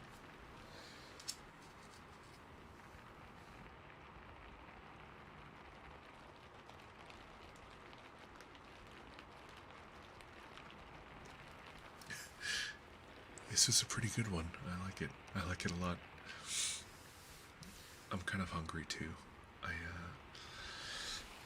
I think I'm gonna make pasta tonight. I bought ground beef 2 days ago, and it's been in my fridge, and I don't want it to go bad, so I need to use the ground beef tonight. So I think I'm gonna make like a red pasta sauce. Make some pasta after the stream. That's a good one, dude. This was such a good palate cleanser after SCP-0. What was it? What was the staircase one? SCP-078, 079. This is a great little palate cleanser. Thank you, thank you. Who do we have next? What's up next? I'm ready. And Ribians, how many requests do we have? Because I've noticed that we're coming up on about 1 hour left on stream, you know?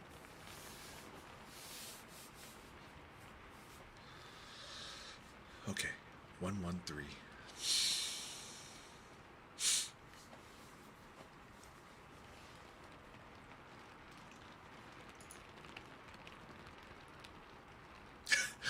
SCP-42069. Object Class Safe. Description: SCP-42069 is an unsafe officer existing only as a VTuber. Indeed. Indeed. We have 6 left. Excellent, excellent. I think that'll tide me over for the rest of the stream. Everybody, I actually really like this. If I can't think of another option. Wait, Ribbons, did you include SCP-420 and SCP-69? Because I promised Ribians that I would do SCP-420, 420, and SCP-069. So do we have 6 or do we have 8? Okay, yeah, so we have 8 left. Okay, let's go. Item number SCP-113. Object Class Safe. Special Containment Procedures. SCP-113 is to be kept in standard storage in Site-23. SCP-113 may be handled with laboratory gloves. No organism may be exposed to SCP-113 without prior approval. Personnel exposed to SCP-113 are to be kept under medical observation for 7 days.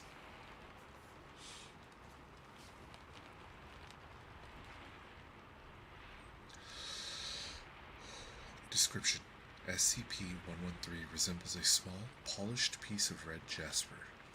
Analysis shows that SCP-113 is not composed of jasper, but redacted, composition similar to that of other recovered objects. When SCP-113 comes in direct contact with the flesh of an organism possessing sex chromosomes, the organism's physical characteristics associated with gender and biological sex are transformed, including genetics and secondary sexual characteristics, are either reversed or altered. The process occurs in 4 stages. Stage 1 lasts approximately 0.2 seconds. SCP-113 bonds with the cells that it touches and induces an unidentified chemical change. This process causes tissue damage similar to mild burns, and SCP-113 cannot be removed from contact with the subject until all stages are complete. Stage 2 lasts approximately 20 seconds. SCP-113 emits a low-intensity electromagnetic wave, which travels through the subject's body. Subjects may experience nausea and vomiting, along with a stinging sensation throughout the body. Stage 3 lasts approximately 60 seconds. Throughout this stage, the subject's cellular makeup is heavily transformed. Altered cell composition ranges widely from being unidentifiable as a human to a unique variation of partially differentiated stem cells. The subject will experience intense stimulation of all sensory nerves during the final 20 seconds of this stage, and described this part of the process as extremely painful. Subjects in poor health may die of shock in this stage. So why is it declared safe? It sounds Euclidean to me.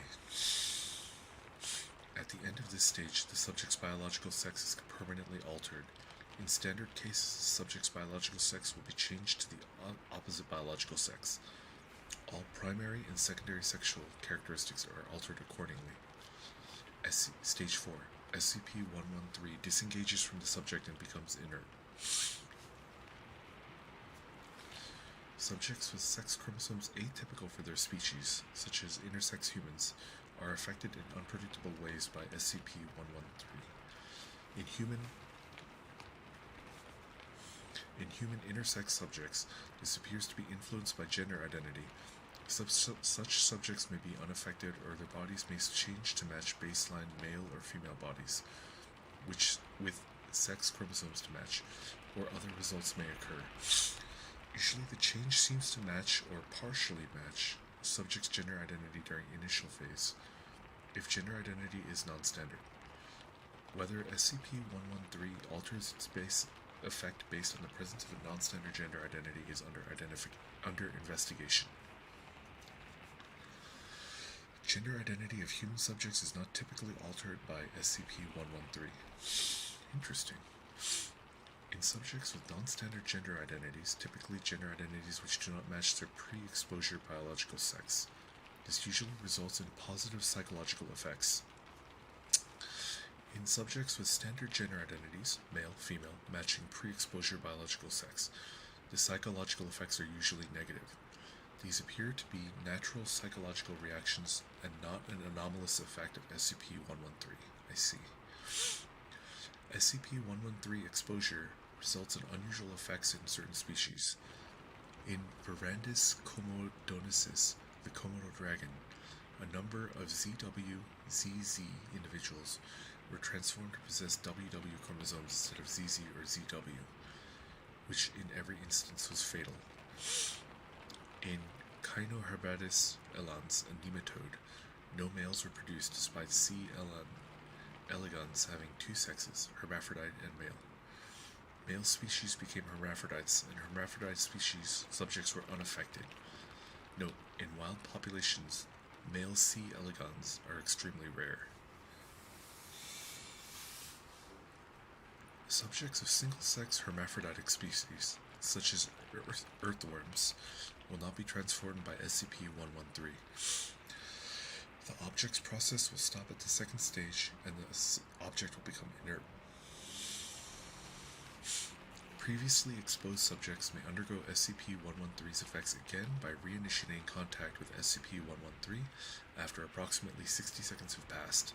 However, in 25% of cases, immediate second exposure to SCP-113 fails to transform the subject correctly.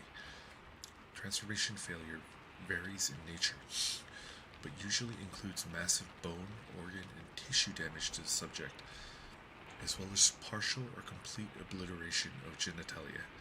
This commonly results in death by organ trauma or internal bleeding. Failure rate can be affected by subjects not coming into contact with SCP-113 for a lengthy period of time, which varies by subject. Patterns are under research. Under normal circumstances, transformation failure rate increases exponentially upon multiple exposures. Subjects who survive rapid, repeated exposure are eventually transformed, data expunged. Further anomalous elements appear as exposure count increases. That's kind of freaky. I like it. I am curious as to why. I guess it's safe because it's well understood. Anything that's being contained by SCP is considered dangerous, right? For one reason or another. I guess the pizza box is like, it's psychic. The pizza box has telepathic abilities, so it could be considered potentially dangerous.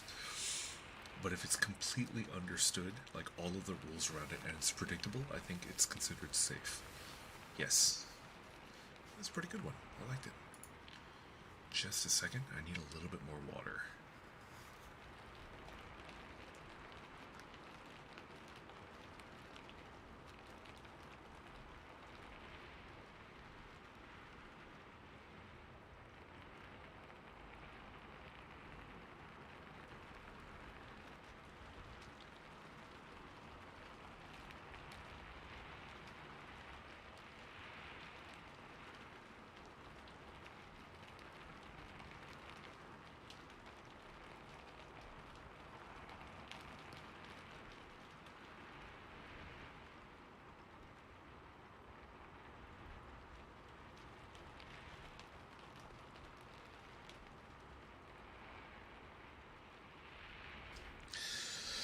I am ready. Pineapple, thank you for the suggestion. Let's go to SCP-504.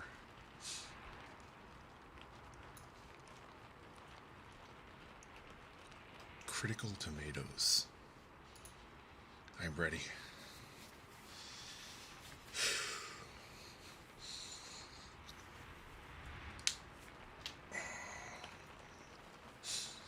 Item number SCP-504. Object class safe.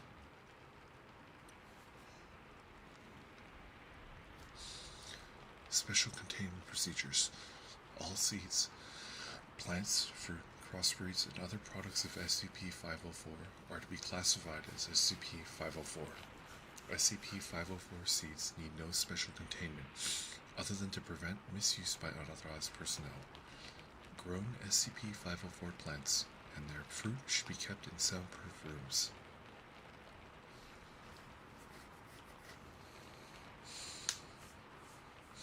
Guards and researchers assigned to maturing or growing SCP-504 are to be equipped with radio-enabled masks, which insulate non-transmitted sound and are to be instructed to avoid attempts at humor.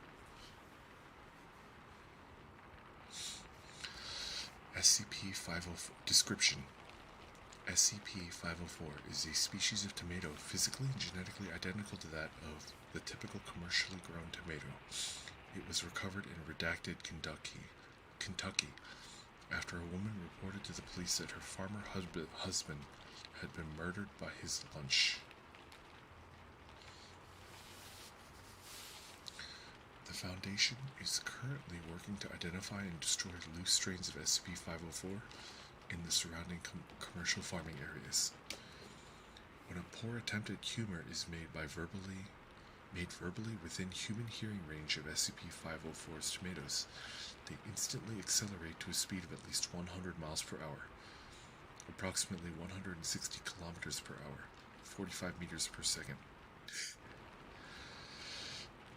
What? In the direction of the sound source. Only mature tomatoes, separated from their vines and less than 10% rotted or chemically compromised, exhibit this effect once each.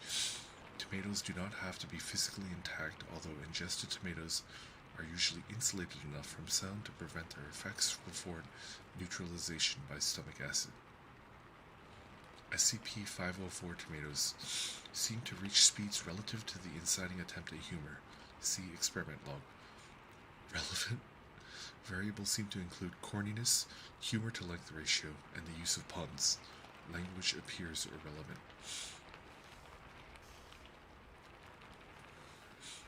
Note: whoever snuck SCP-504 into the cafeteria kitchen is getting terminated. Those tomato slices are like fucking shurikens. Dr. Blast.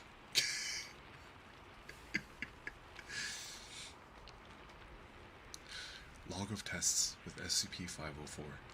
Item: 1 mature SCP-504 tomato. Subject: D504-1. Spoken: is a hippopotamus, or just a really cool opopotamus? Result: no change in velocity. Item: 1 mature SCP-504 tomato. Subject: D504-1. What's an archaeologist? Someone whose career is in ruins.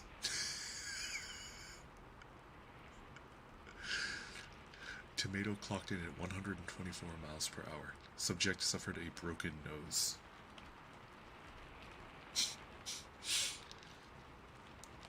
Benny, hello, welcome. Thank you for coming out. Notes: it appears that SCP-504 has a certain taste in jokes. This might indicate sapience. I hope not. Dr. Blast. Item: 1 mature SCP-504 tomato. Subject: DS-504-2. 3 tomatoes are walking down the street. A pop-up tomato, a mama tomato, and a little baby tomato. Baby tomato starts lagging behind. Papa tomato gets angry, goes over to the baby tomato and smushes him and just says, "Catch up." Result: tomato clocked at 264 miles per hour. Subject rendered unconscious.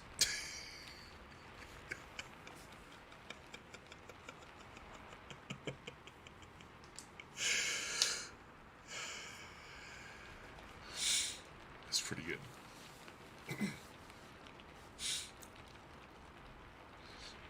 Item: 1 mature SCP-504 tomato. Subject: D504-3. Spoken: so, I was going to bed, and my brother told me, "Good night. Don't let the bed bugs stick their proboscis in your skin and suck your blood." Pause. Good luck on a healthy dermis. Result: 2-second pause before activity. Tomato clocked in at redacted. Sound barrier broken. Subject killed.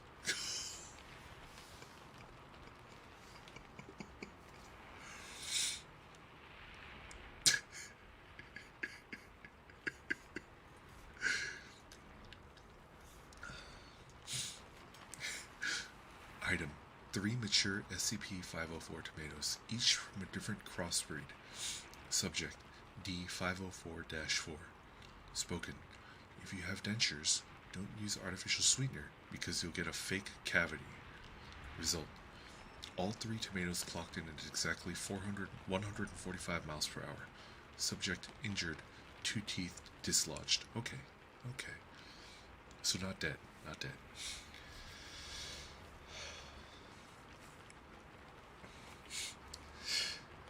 Item: 1 mature SCP-504 tomato, split into quarters. Subject: D504-5. Spoken: I tried to walk into target, but I missed. Result: All 4 pieces clocked in at 212 miles per hour. Subject severely injured. Right eye destroyed by a piece of tomato. This is a good one. I like it. I like it a lot. Item. 1 mature SCP-504 tomato.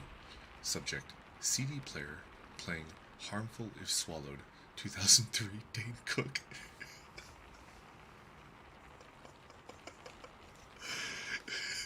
Oh man.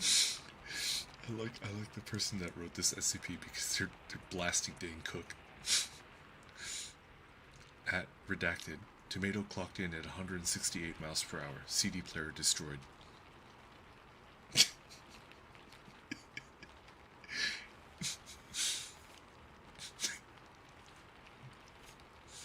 Notes. It works with recordings? Damn it. Didn't even have to deal with the Class Ds in the first place. Dr. Blast. That's true. They straight up killed 2 people, right? I think 2 people died doing these tests.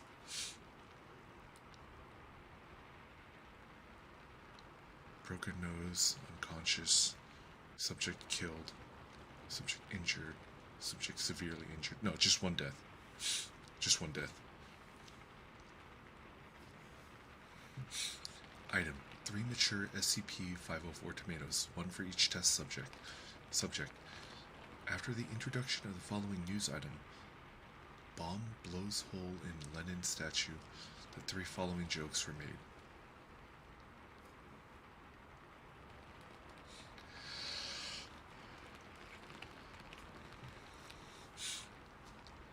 Test subject 1. Oh, that's gonna leave a marks. Result. Tomato number 1 twitched, but did not displace from its original position. Subject 2. BBC is just stalling the good news. Result. Tomato clocked in at 152 miles per hour. Chipped tooth and hairline jaw fracture. Test subject 3. That blows. Result. Tomato clocked in at redacted. Subject is hospitalized with a massive skull fracture. Notes. I thought we just established that recordings works in the place of live subjects. I know how much you guys hate the Class Ds, especially D504-012. Poor guy might even recover before termination rolls around, but I'm making it clear that whoever oversaw this round of testing is getting a serious reprimand. The same goes for whoever leaked its video logs to the staff. Dr. Blast.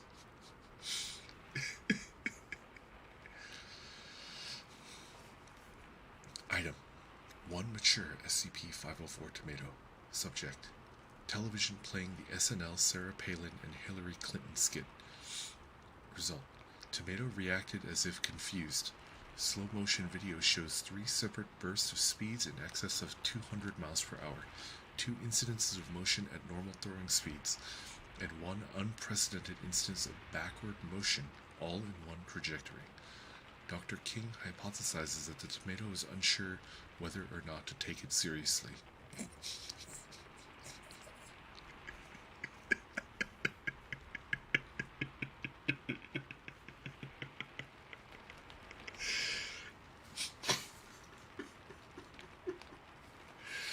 Okay.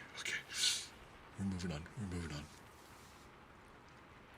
SNL is garbage, by the way. SNL is, like, really bad. It's not funny. Item. 1 mature SCP-504 tomato. Subject. A portable computer playing a pre-recorded engineering joke. Transcript. 2009 is going to be a complex year. We already know the real part. We still have to find the imaginary part. Result. Supersonic blast detected. The computer was completely vaporized by the tomato's kinetic energy. Sensor readings indicate an approximate speed of 3,500 kilometers per hour. 2,174 miles per hour.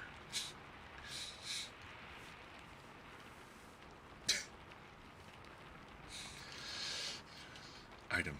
1 mature SCP-504 tomato. Subject. A portable computer playing partial audio recording of the Monty Python sketch The Funniest Joke in the World. Transcript. When is das Nunstruck git un Sluttermeyer? Ja. Ja. Bayerhund das oder die Flipperwald Gispert. Result. Tomato explodes. Debris clocked in at 137 miles per hour.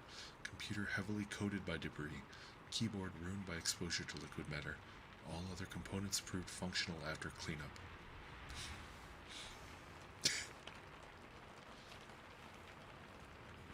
Item.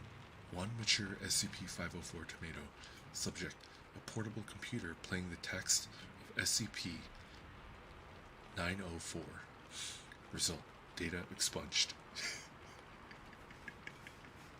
It's pretty good. I like it. I think my fear has subsided, and I am ready to jump back into a scary one. But we shall see. Next, Ribians. What is the next? Pineapple. Thank you so much for recommending that one. I think that one might be like, I think it's the funniest one so far. The pizza one was like cool, but this one was like straight up funny. I thought it was hilarious. Thank you.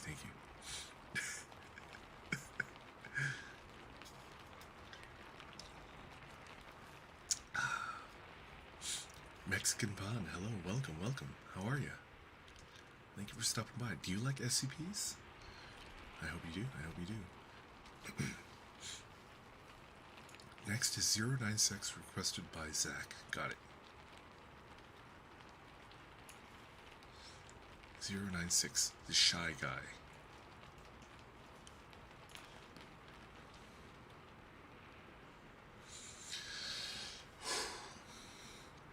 Item number SCP-096. Object class Euclid.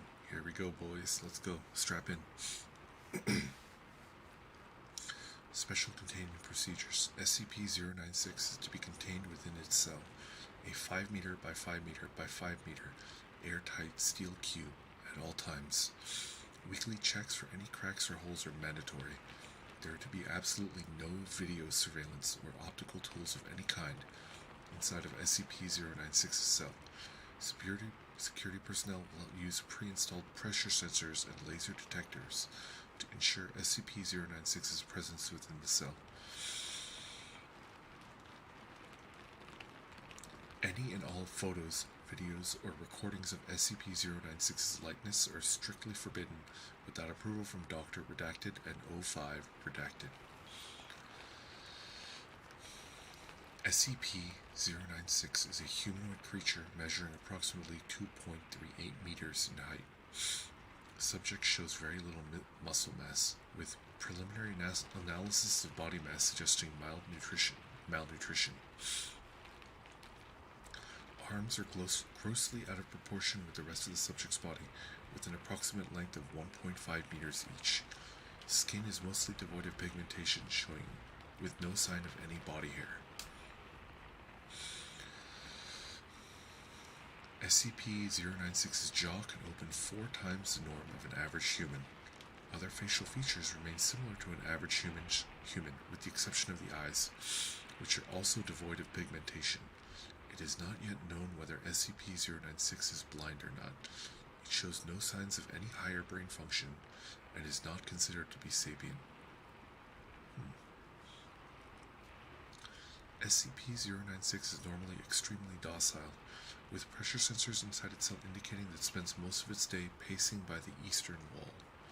However, when someone views SCP-096's face, whether it be directly, via video recording, or even a photograph, it will enter a stage of considerable emotional distress.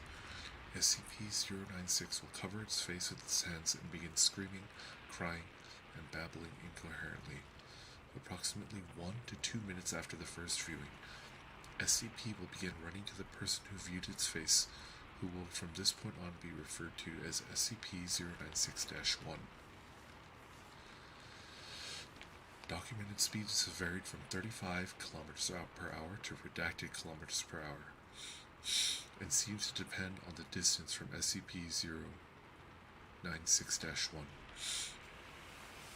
At this point, no known material or method can impede SCP-096's progress. The actual position of SCP-096-1 does not seem to affect SCP-096's response. It seems to have an innate sense of SCP-096-1's location. Note, this reaction does not occur when viewing artistic depictions. See Document 1-096-1.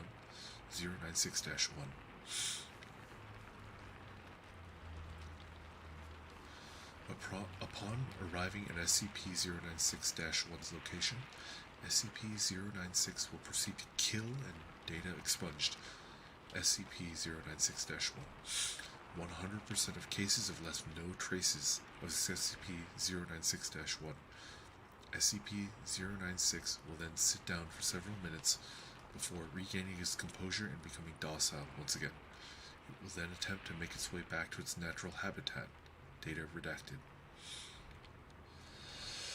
Due to the possibility of a mass chain reaction, including a breach of Foundation secrecy and a large loss of civilian life, retrieval of subjects should be considered alpha priority. Dr. Redacted has also petitioned for immediate termination of SCP-096. See Interview 096-1. Order is awaiting approval. Termination order has been approved and is to be carried out by Dr. Redacted on Data Redacted. See Incident 096-1-A.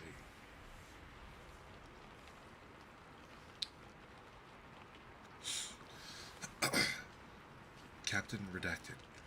It always sucks ass to get on initial retrieval duty.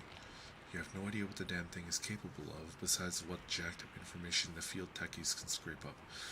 And you're lucky if they even tell you the whole story. They told us to bag and tag. Didn't tell us jack shit about not looking at the damn thing. Could you describe the mission, please? Yeah, sorry. We had 2 choppers, one with my team and one on backup with Zulu 9B and Dr. Redacted. We spotted the target about 2 clicks north of our patrol path. I'm guessing he wasn't facing our direction, else he would have taken us out then and there. Your report says SCP-096 didn't react to the cold. It was negative redacted degrees Celsius. Actually, it was negative redacted. And yes, it was butt naked and didn't so much as shiver. Anyway, we landed, approached the target, and Corporal Redacted got ready to bag it. That's when Dr. Redacted called. I turned to answer, and that's what saved me. The target must have turned and my whole squad saw it. That's when SCP-096 entered an agitated emotional state. Yep. Interview now pauses for a second before continuing. Sorry, got the willies for a second. That's alright. Yeah, well, I never saw its face. My squad did, and they paid for it up the ass. Could you describe it a little more, please? Yeah. It started screaming at us and crying. Not animal roaring, though it sounded exactly like a person. Really fucking creepy. We started firing when it picked up Corporal Redacted and ripped off his leg. God, he was screaming for our help. Fucking A.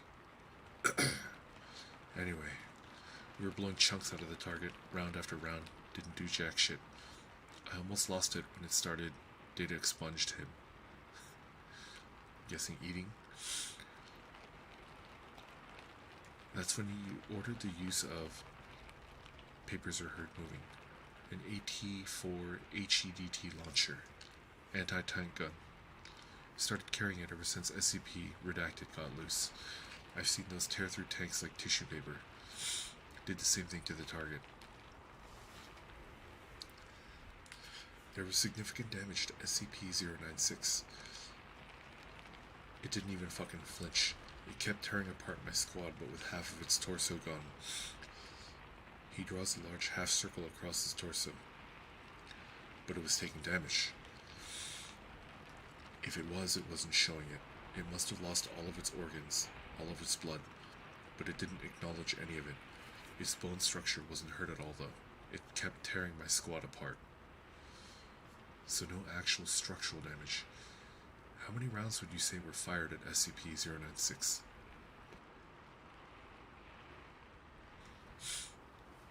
At the least, 1,000. Our door gunner kept his GAU-19 on it for at least 20 seconds. 20 fucking seconds. That's 650 cal rounds pumped into the thing. Might as well have been spitting at it. This is when Zulu 9B arrived? Yeah, and my squad was gone. Zulu 9B managed to get the bag over its head, and it just sat down. We got it into the chopper and it got it here. I don't know how I never saw its face. Maybe God or Buddha, whoever thought I should live. SCP-343, the jackass. We have obtained an artist's depiction of SCP-096's face. Would you like to view it? You know, after hearing that thing screams and the screams of my men, I don't think I want to put a face to what I heard. No. Just no. Alright, I think we're done here. Thank you, Captain. Chairs are heard moving, and footsteps leave the room. Captain, retired, redacted, is confirmed to have left interview room 22. Let this be on record that I am formally requesting SCP-096 be terminated as soon as possible. Scary. There's actually a picture. Let's check out the picture.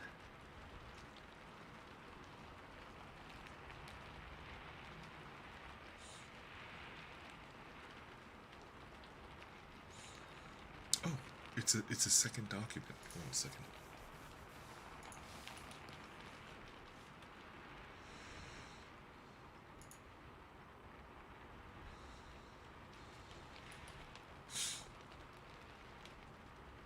Oh, never mind.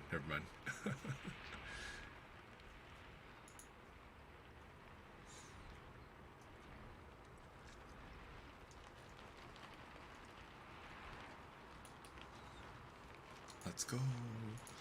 SCP-270. Kogasa Tatara. Kogasa, thank you for stopping by. Thank you for suggesting it. Monkey, it's I'm reading SCPs that people recommend. Having a good time. I love SCPs. Oh. 270.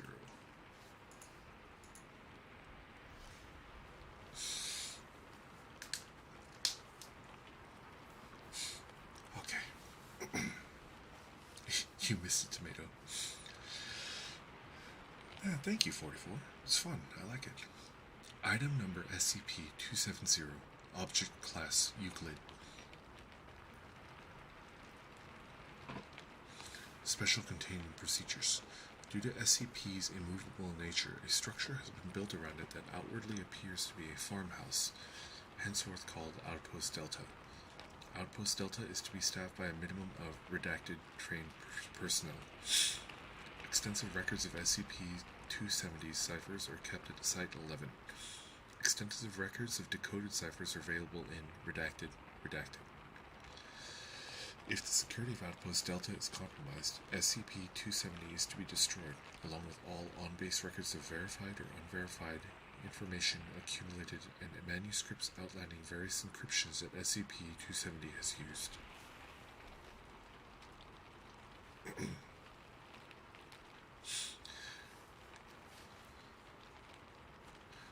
Description: SCP-270 is a nondescript black phone of mid-20th century make. There are no human populations exceeding blank people per blank square miles within a blank radius of the location of the discovery. And SCP-270 itself is well hidden by surrounding native vegetation. The unusual properties of SCP-270 were apparent upon discovering that the power cord extended an indefinite length into the soil, directly below SCP-270. What the heck? Despite which a steady voice is speaking through the earphone. Investigations regarding how long the cord have since officially been discontinued. See Addendum 270A. What makes SCP-270 of continued interest is the audio stream from the telephone, which has since been discovered to contain encrypted messages that are of value to the Foundation. Said ciphers are referred to as SCP-270-1. For the most part, SCP-270-1 consists of a mildly distorted human voice. See Addendum 270-B. Speaking in a steady monotone which has been recorded as listing names, cryptic phrases, patterns of numbers, quotes, mangled quotes, strings of letters, data expunged, incomprehensible words. Sounds cannot be produced by any known animal that continue for extended amounts of times. Redacted, unconfirmed languages have been distinguished today, redacted of which are reoccurring. Monologues, nursery rhymes, redacted, leading to speculation as to whether or not the narrator is in fact human. The following have also been recorded: melodies, periods of silence, see Addendum 270-C, metallic scraping noises that have been looped and recalibrated so they play roughly in the same tune as several classical music tunes and a handful of data expunged. Morse code, redacted, human screaming, various computer programming languages, every known language on Earth, including, in one incident, Pig Latin. Data expunged, possibly of biological origin, condescending laughter, music played backwards, music redacted, conversations that have evidently been recorded ranging from redacted, politically significant and extensively protected area to what was most likely an average household, discussing what grocery supplies to buy from the supermarket, static, ambiance soundtracks, etc.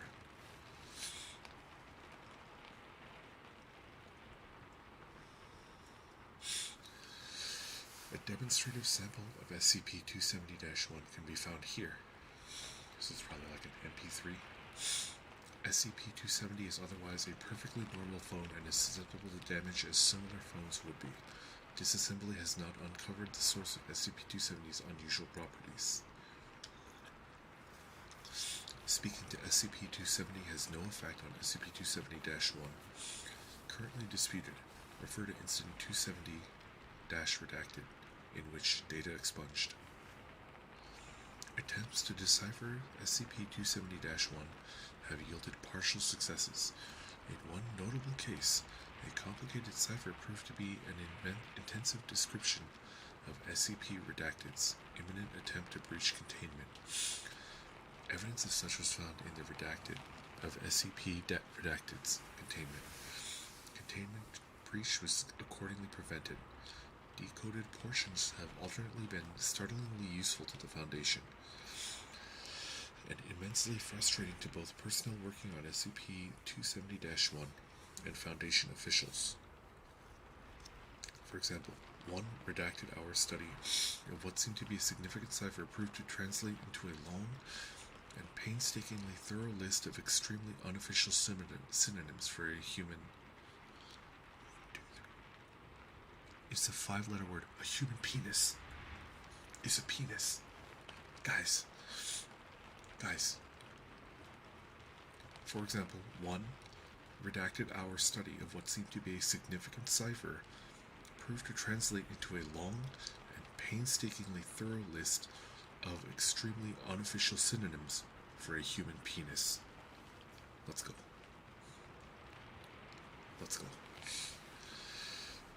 Likewise, information gained from SCP-270-1 have both data expunged, preventing a possible XK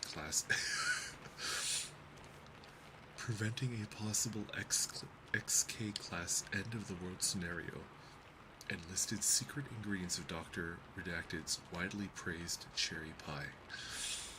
It is impossible to determine how useful portions of SCP-270-1 will be. Personnel are advised to choose whatever segments of SCP-270-1 they seem to be most promising. However, some portions of the cipher are too intricately encrypted for our personnel to decode, or indeed may hold no meaning at all. Attempts to decode SCP-270-1 are continually ongoing.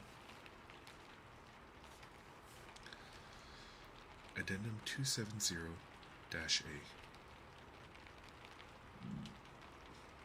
A probe was extended to a total of redacted meters along the wire before the maximum extension length was reached. The matter has since been declared not of sufficient interest to merit a more thorough examination. Addendum 270-B. As of redacted date, military time.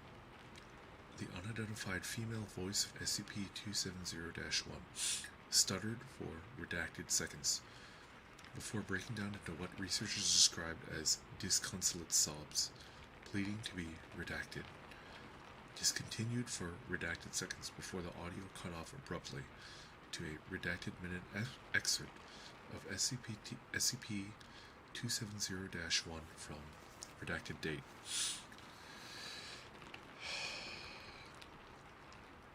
Immediately afterwards, SCP-270-1 proceeded as usual, the only noticeable difference being that the voice narrating SCP-270-1 was male. Addendum 270-C. Further examinations revealed that this was in fact not silence, but audio stimuli both too high or too low pitched to be human perception. Redacted additional unidentified languages have been discovered upon supplying Outpost Delta with appropriate audio equipment.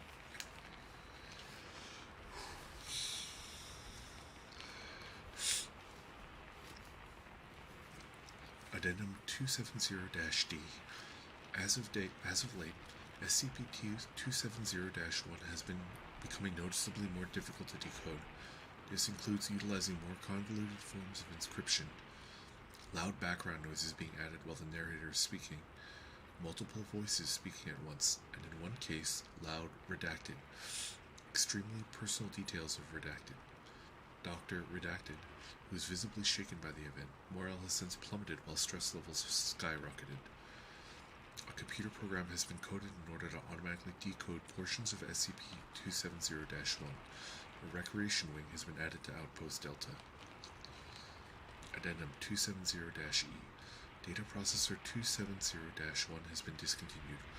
All attempts to electronically resolve portions of SCP-270-1 have thus far failed. Level 5 security clearance required.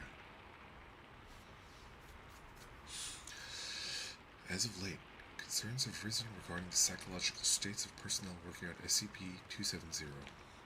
What I'm talking about, of course, are the natural issues that arise when you have a situation like this. Namely, putting a bunch of highly intelligent, motivated, tenacious people together and ordering them to solve a puzzle that may or may not have a solution, and telling them that lives may depend on their success or failure. Recently, Dr. Redacted has, by some superhuman effort, cracked redacted minutes worth of cipher that had been discarded by communal agreement as a dud, and data expunged, resulting in the aversion of a redacted end-of-the-world scenario.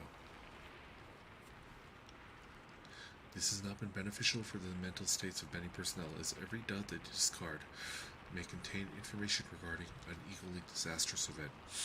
Since then, there have been rapidly emerging paranoia and or obsession-related disorders. Some personnel are beginning to insist that the most trivial details of the cipher contain important messages. Others have not slept or eaten in days in their pursuits, and still others have suffered from psychotic breakdowns. Outpost Delta has since been supplied with more personnel in an attempt to spread the workload more thinly. However, the effects of having a few days of diligent work crumble into a dud repeatedly have proven to be an absolute disaster for morale and at times mental stability. Currently, we only have enough staff to decode roughly redacted percent of the cipher.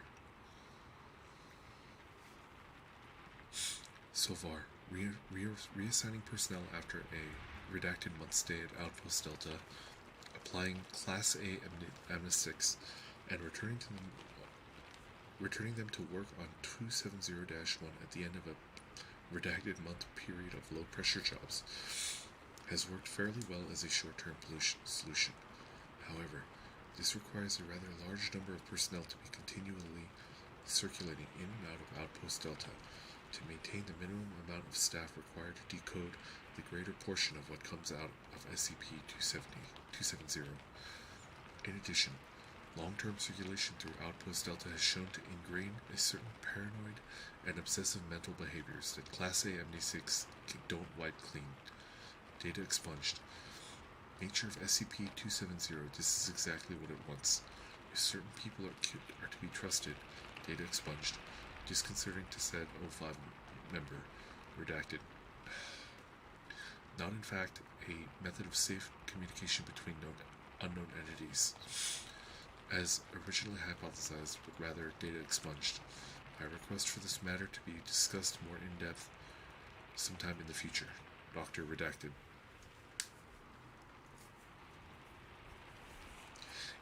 This was a pretty good one. I like it. I feel like it got a little bit too repetitive near the end.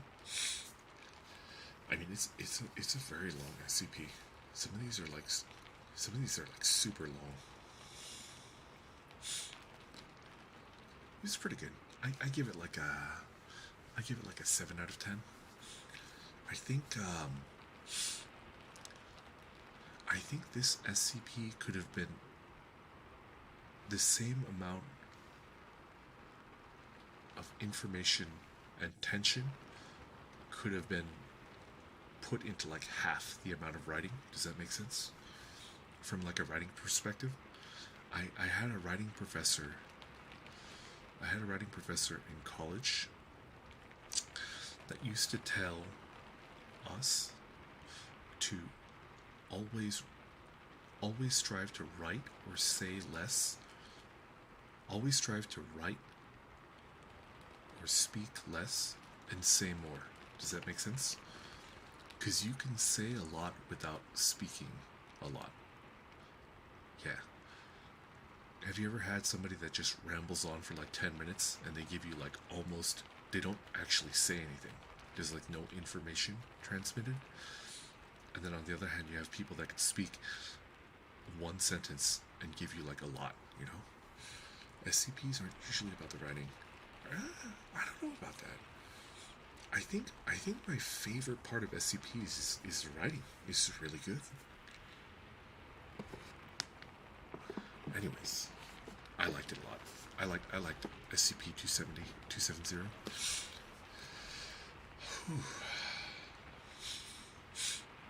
What's next?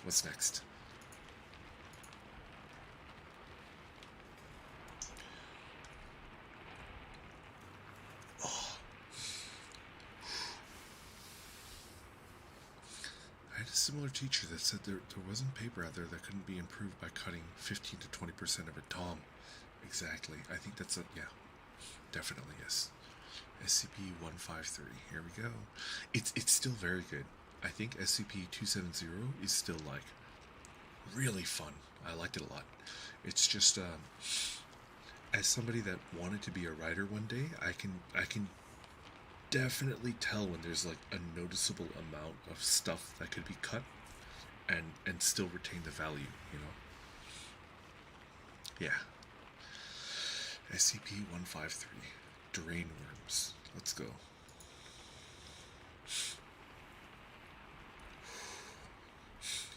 SCP item number SCP-153. Object class Euclid. Special containment procedures. Specimens of SCP-153 are to be kept in isolated acid-resistant containers measuring no less than 10 meters by 10 meters by 5 meters, partially filled with sewage and organic material at Bio-Research Area 12. Every 4 hours, both the level of organic content and the structural integrity of each container must be checked. Under no circumstances are these containers to be connected to any internal or external plumbing system.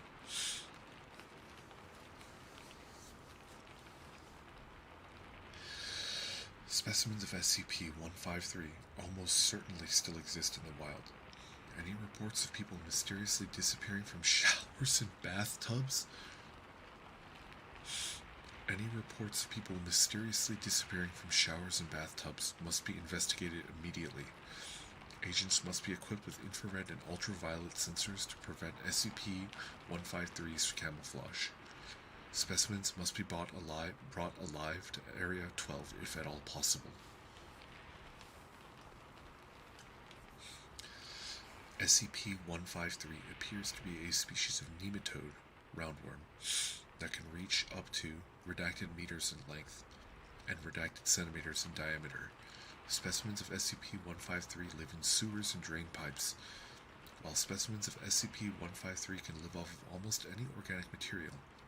They prefer to consume animal tissue. Specimens of SCP-153 excrete a highly acidic substance similar to data expunged, and from their mouths and gullets, and they have the ability to camouflage themselves with both outside and in. SCP-153 has developed a hunting technique where a specimen will swim up a shower or bathtub drain, dissolve the drain cover with its acidic saliva, camouflage its gullet to look like a standard drain. Shortly after a human enters the shower or bathtub, the specimen, data expunged, back down the drain, leaving almost nothing behind. The entire process usually takes less than redacted seconds. Addendum 153-01. Specimens of SCP-153 are to be kept isolated from each other except under controlled breeding conditions. Dr. Kovalanskaya. Addendum 153-02. Incidents in Redacted suggest that specimens of SCP-153 have started attacking people through sink drains, toilets, data expunged. Researchers are investigating how such an apparently simple animal can develop such relatively sophisticated hunting techniques. Addendum 153-02. Dr. Kovalanskaya has received approval to start a breeding research program with SCP-153, with emphasis on genetic engineering, the program, data expunged, as well as the potential method of organic waste disposal. Addendum 153-04. A controlled release of SCP-153 instances has been approved as a potential containment method for stalling the spread of SCP-2717. Approval pending. What? What? Why? Why? Why would you do that? Oh my God.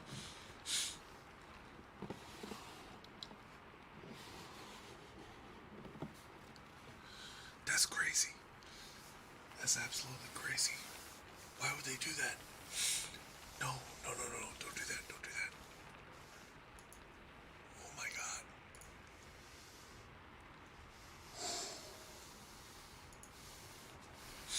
Final viewer requested SCP-990. Kizuki, thank you so much. Let's go, 990.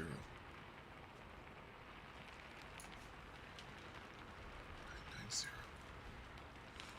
Dream Man.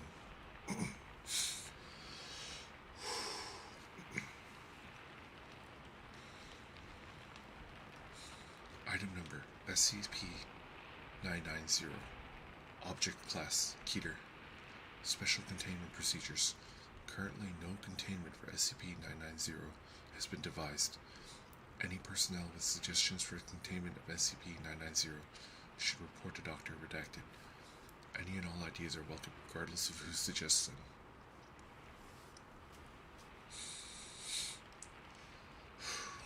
SCP Description.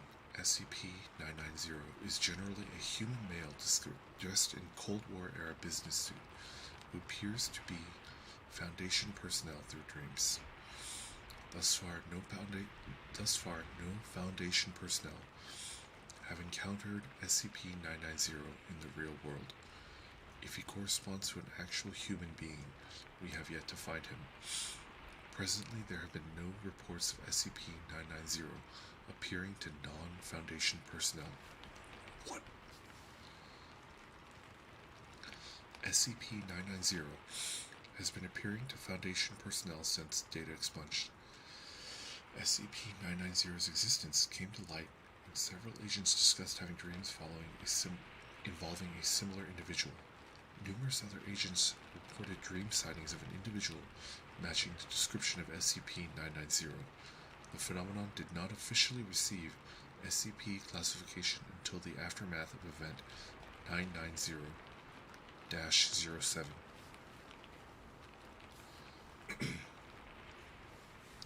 Event Log 990-07. Agent Redacted failed to report for duty at his assigned time. He was instead found in his quarters asleep. The subject had been asleep for roughly 18 hours, and all subsequent attempts to wake him were unsuccessful.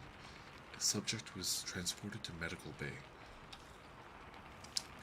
After 40 hours of sleep, the subject awakened in a highly agitated state. The subject reportedly ran through the facility yelling loudly about the end of the world.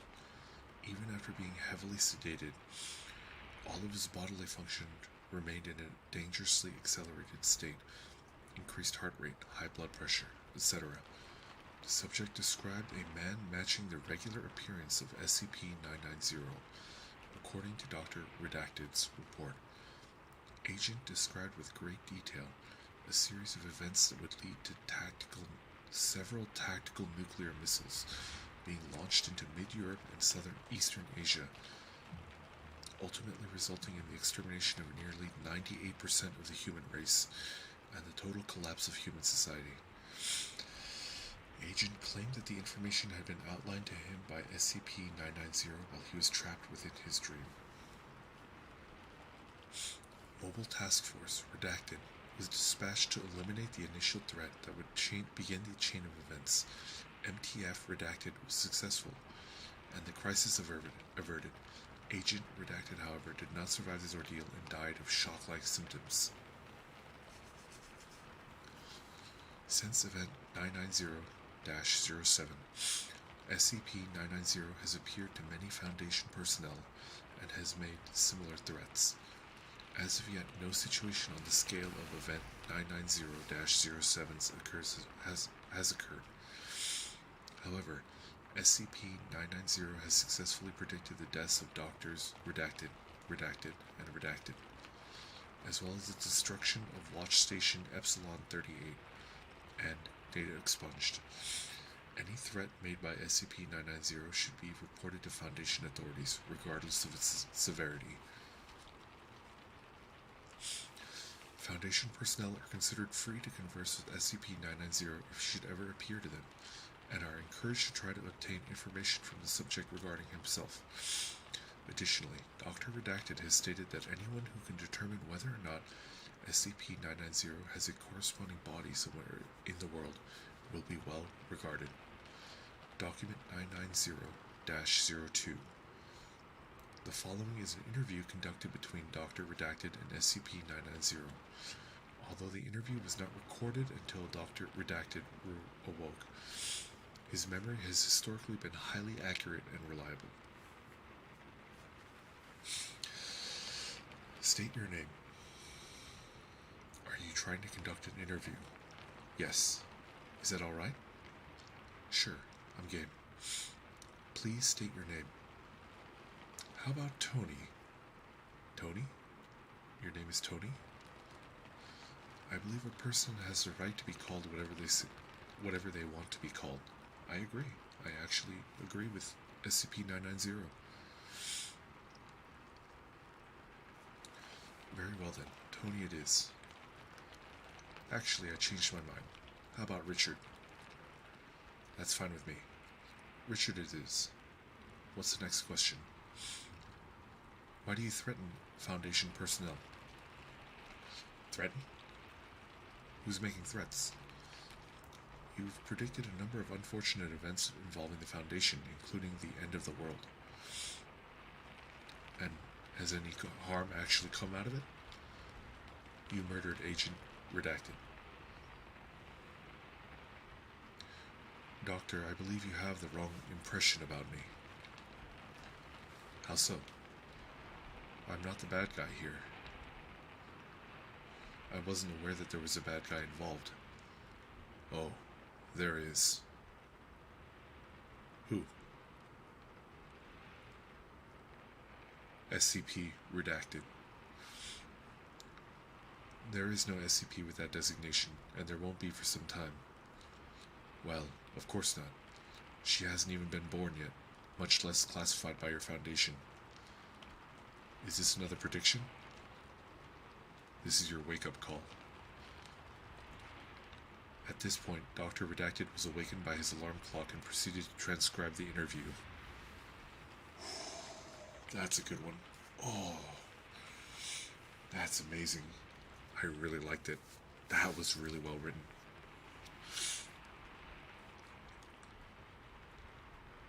This is really, really well written. I liked it a lot. This one might be my favorite. Everybody that's continue to hang out with me while I'm doing these, thank you so much. I just like SCPs, you know. This is a little like a me project because I just like them. I want to be called Brandon from now on.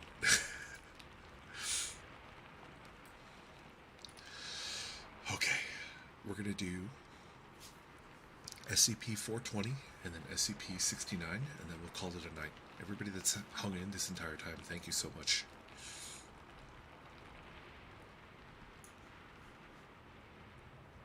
SCP-420, let's go. Aggressive skin condition.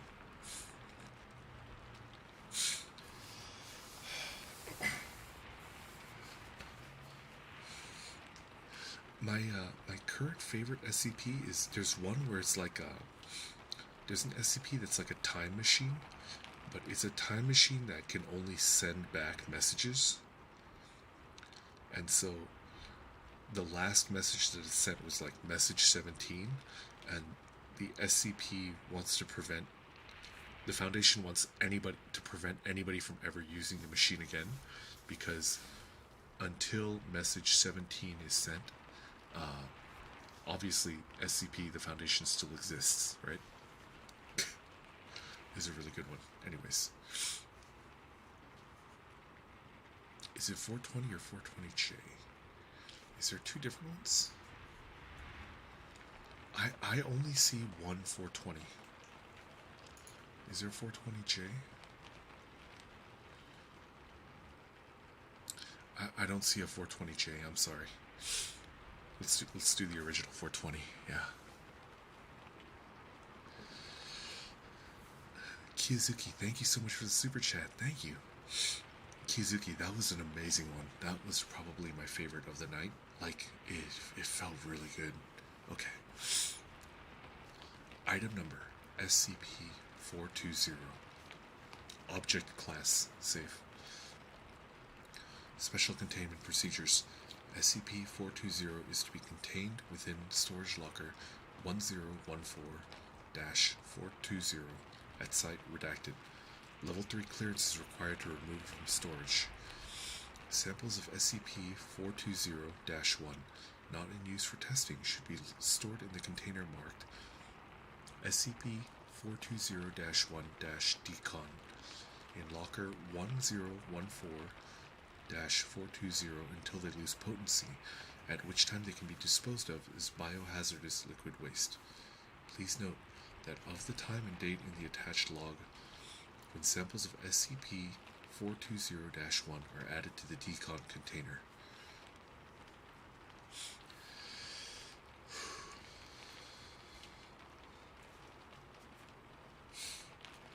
Those infected with SCP-420-2 are non-contagious and should be contained in standard solitary D-class secure confinement. On reaching Phase 3, infectees' rations should be doubled. Phase 4 infectees should be kept under constant surveillance for signs of advancement to Phase 6, in which case the infected must be destroyed by high-temperature incineration.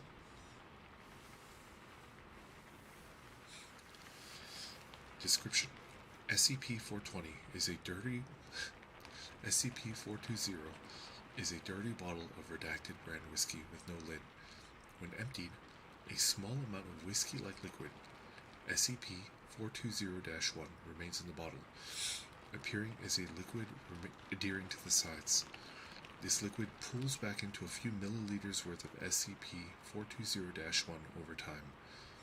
Drinking SCP-420-1 will cause SCP-420-2, a non-fatal but consuming degeneration and mutation of skin and keratinous tissue, hair, fingernails, in the infected.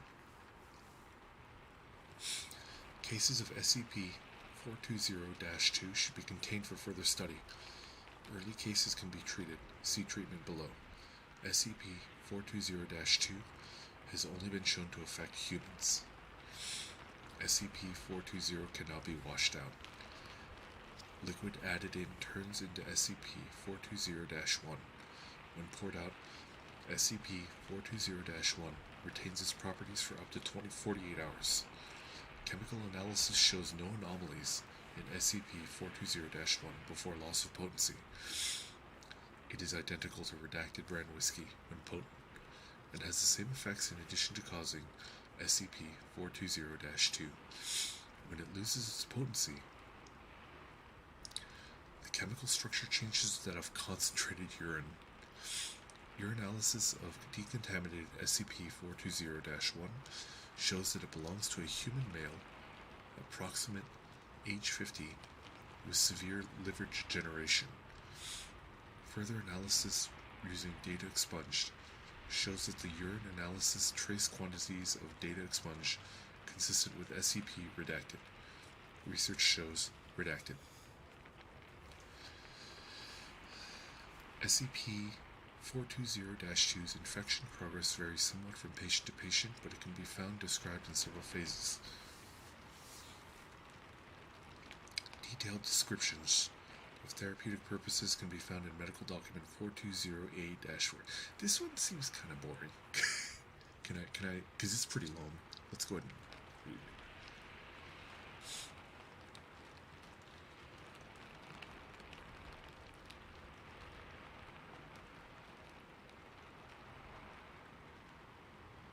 This one doesn't seem that creepy, honestly.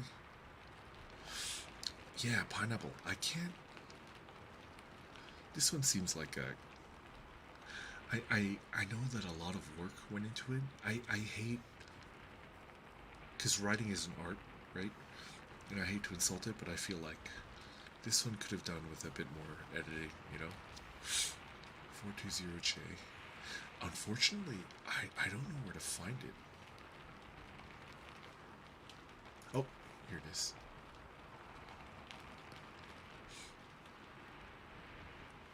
I found it. Thank you, everybody.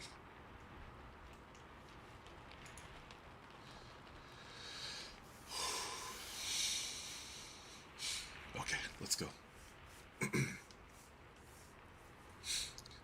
Item number SCP-420-J. Object class. Awesome. Hey man, it's not a real class. You gotta make it safe or something. Dr. Redacted. Oh yeah, you're right man. It's totally safe. Dr. Redacted. Object class. Totally safe. Special containment procedures. We keep it down in room redacted. In the basement of building redacted. At site redacted. The password is redacted. What are you doing, man? You can't just tell everyone where we keep their redacted, because then everybody's going to want to come in and get some. Dr. Redacted. Hey, you can't say redacted in the articles, man. Oh, redacted. Dr. Redacted.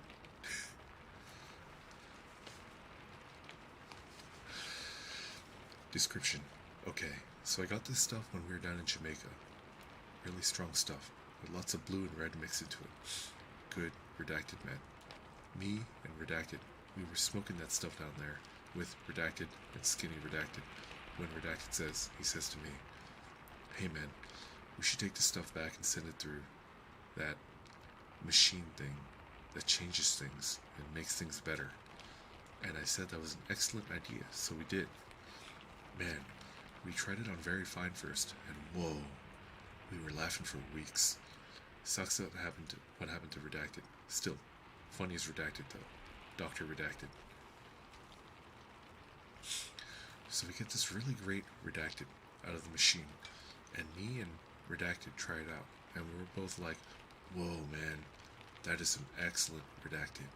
But then we used it all up, didn't have anything left but the seeds, and we figured we can't just get rid of them, so we decided to plant them and grow them. And then Redacted was like, hey man, what about that dirt that makes Redacted grow real fast? And I said that was an excellent idea, so we went and got some dirt, planted the seeds in it, and oh wow man, that is some excellent Redacted.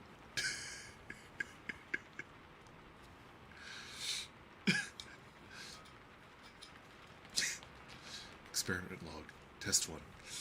We should give some of this Redacted to that big lizard thing. It'll totally mellow him, Redacted. Yeah man, but what if he gets some munchies? Dr. Redacted. Test 2. Man, I gave some of this Redacted to Josie. She chased her tail for like 2 hours. Dr. Redacted. Note, animal testing of SCP-420-J is no longer allowed. Junior researcher Redacted has been identified in security footage fleeing site Redacted in a stolen maintenance vehicle with an SCP-420-J affected canine. Further research pending. Test 3. We should totally give some of this Redacted to Iris, man. Dr. Redacted. Man, quit trying to get laid with that Redacted. Dr. Redacted. Test 4.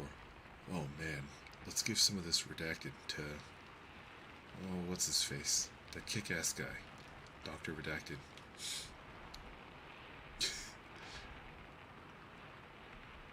How? I say, gentlemen, your SCP-420-J certainly causes one to experience the most extraordinary of sensations. This, sirs, is indeed quite excellent Redacted. Do that? Dr. M.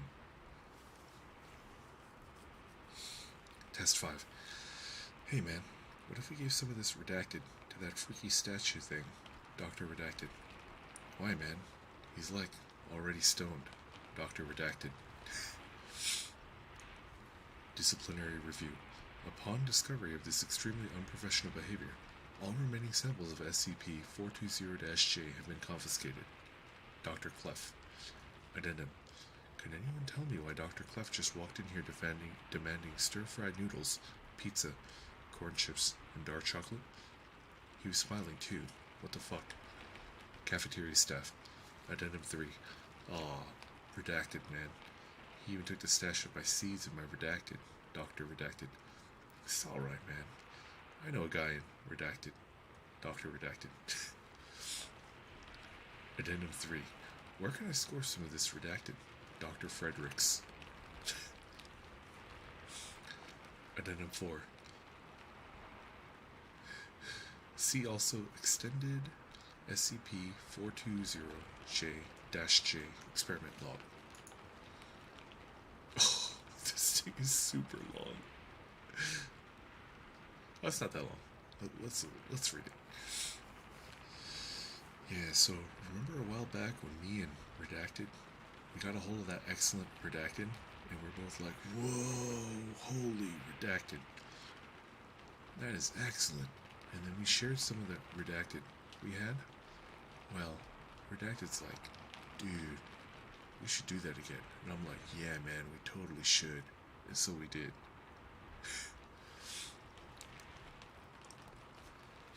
Test 1. Hey, you already used that one in the last thing. Dr. Redacted. Oh yeah, hold on, let me count. Dr. Redacted. Test 1 billion. What the? Man, you can't count that high. Fix that shit. Fix that Redacted. Dr. Redacted. Test A. Hey man, I gave some of this Redacted to that dude with the arm. Dr. Redacted. Did he like it, man? Dr. Redacted. I think so, man. He gave me a thumbs up. Dr. Redacted. Transcript. SCP-1193 1-2-WYD-4. Begin recording. 4/1/2016. 10:26 a.m. Dr. Ernest. Hello? Who is calling, please? SCP-1193-01. Dude. Dr. Ernest. I'm sorry? SCP-1193-01. Oh my god, man. It's just... Dude. I'm sorry, I don't understand. What are you talking about? Dude, this redacted is excellent, man. This redacted you're talking about? Oh, redacted. Sorry, man, gotta go. Dave is here. Call terminated. End recording. Test B. I gave some of this redacted to those hot cat girl chicks, man. Dr. Redacted. I told you, man. Quit trying to get laid with that redacted. Besides, man, they can totally kick your ass all the way back to LA. Dr. Redacted. I know, man. They totally did. Totally worth it, though, man. These chicks really know how to get spaced out. Dr. Redacted. Test C. What if we gave some of this redacted to that one dude who doesn't like anybody? Maybe it'll mellow him out some. Dr. Redacted. Go away, monkey man. You don't deserve this. Redacted. SCP-1171-1. Dude, redacted worked. Dr. C. Test D. Hey, man. What happened when you gave that redacted to that basketball game? Dr. Redacted. Oh, wow, man. It turned into a dead show. Oh, yeah. Redacted, man. Was Jerry there? Yeah, man. You look pretty good, too. For, being dead and all. Dr. Redacted. Test E. Hey, man. Let's give some of this redacted to that weird clown guy. Dr. C.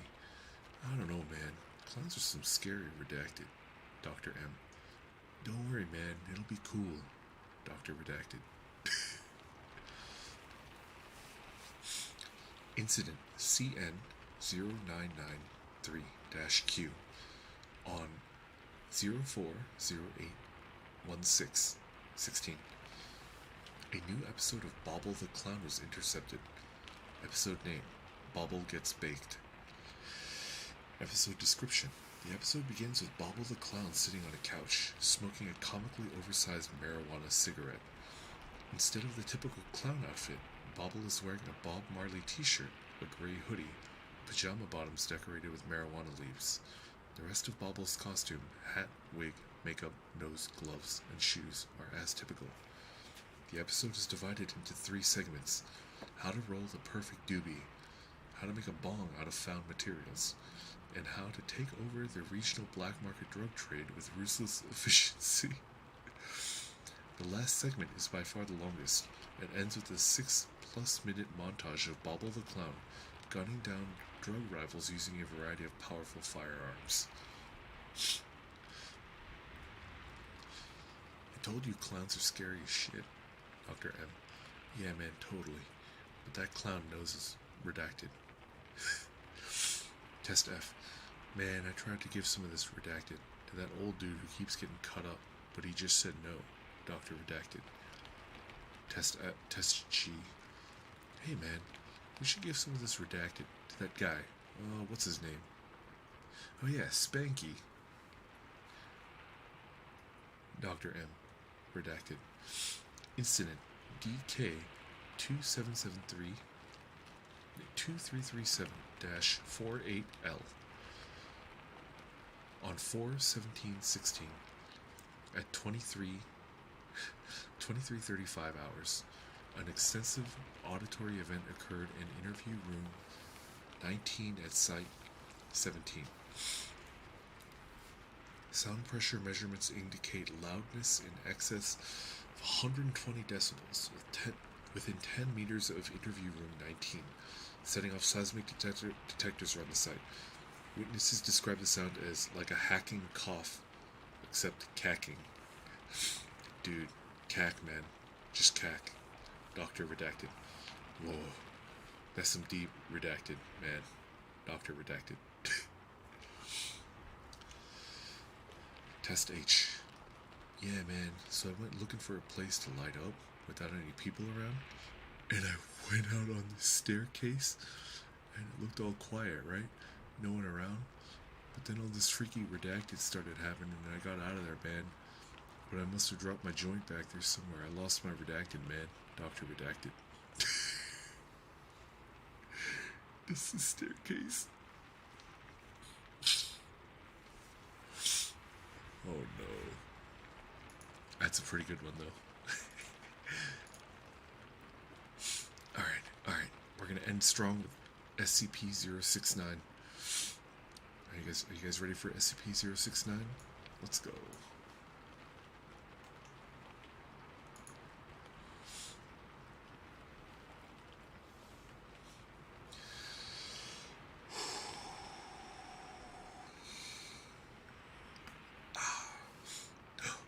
Did you guys hear my neck cracking?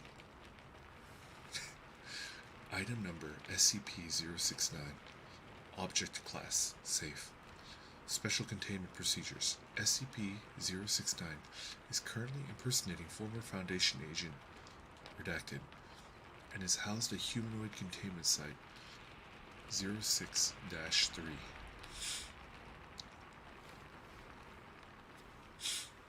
As SCP-069 is currently on suicide watch, all requests that it makes must be approved by no fewer than 2 Level 3 personnel. If SCP-069 attempts to breach containment, it must be subdued using non-lethal method. If SCP-069 dies, undercover agents are to be instructed to monitor reports of incidents in which individuals appear to have escaped certain death, and SCP-069 is to be recontained as soon as possible.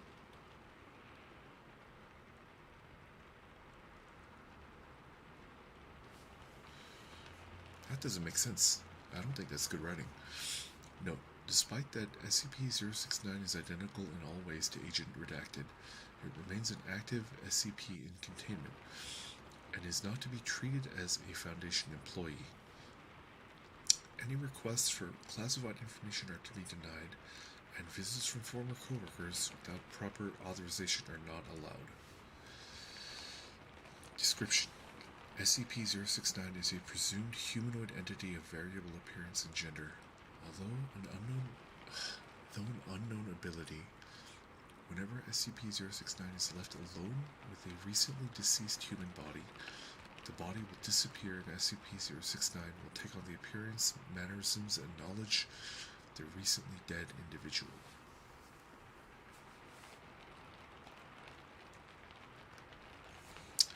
I'm going to go ahead and skip ahead. Give me a second.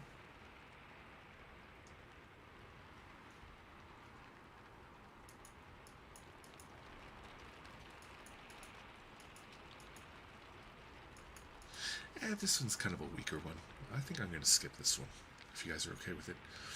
Yeah, Animize. I think I like a lot of the really early ones. They've got kind of a charm. However, some of them are definitely like, I wouldn't consider them like great, you know? Yeah. That's fine though, that's fine. We had a good run. I made it to well over 3 hours. This was really fun. I liked it. I don't think this counts as an ASMR stream, honestly, because I wasn't keeping track of volume control. I did basically 0 volume control exercises. I was just, focused on the story. I tend to get sucked into the story a lot. Oh, it was really fun. I love SCPs. Necromana, it's not specifically horror stories. SCP is generally kind of like more paranormal. You know what SCP reminds me of? When I was a kid, X-Files. X-Files was airing, right? SCP kind of gives me like X-Files vibes, you know? Like general paranormal, unexplainable, like spooky, mysterious, intriguing, you know? Just those like general vibes. I think that's the reason why I love SCP so much, because it's got that like X-Files vibe. I like it a lot. Okay, everybody, I'm gonna call it here. Good night. Thank you for stopping by. I appreciate it. I might do this again because I like SCPs. I had a lot of fun doing this. And I'm gonna cook dinner. I'm hungry. I'm ready to cook dinner. Ah, Twilight Zone. Yes. Very similar to that. Alright, everybody. Good night. Take care.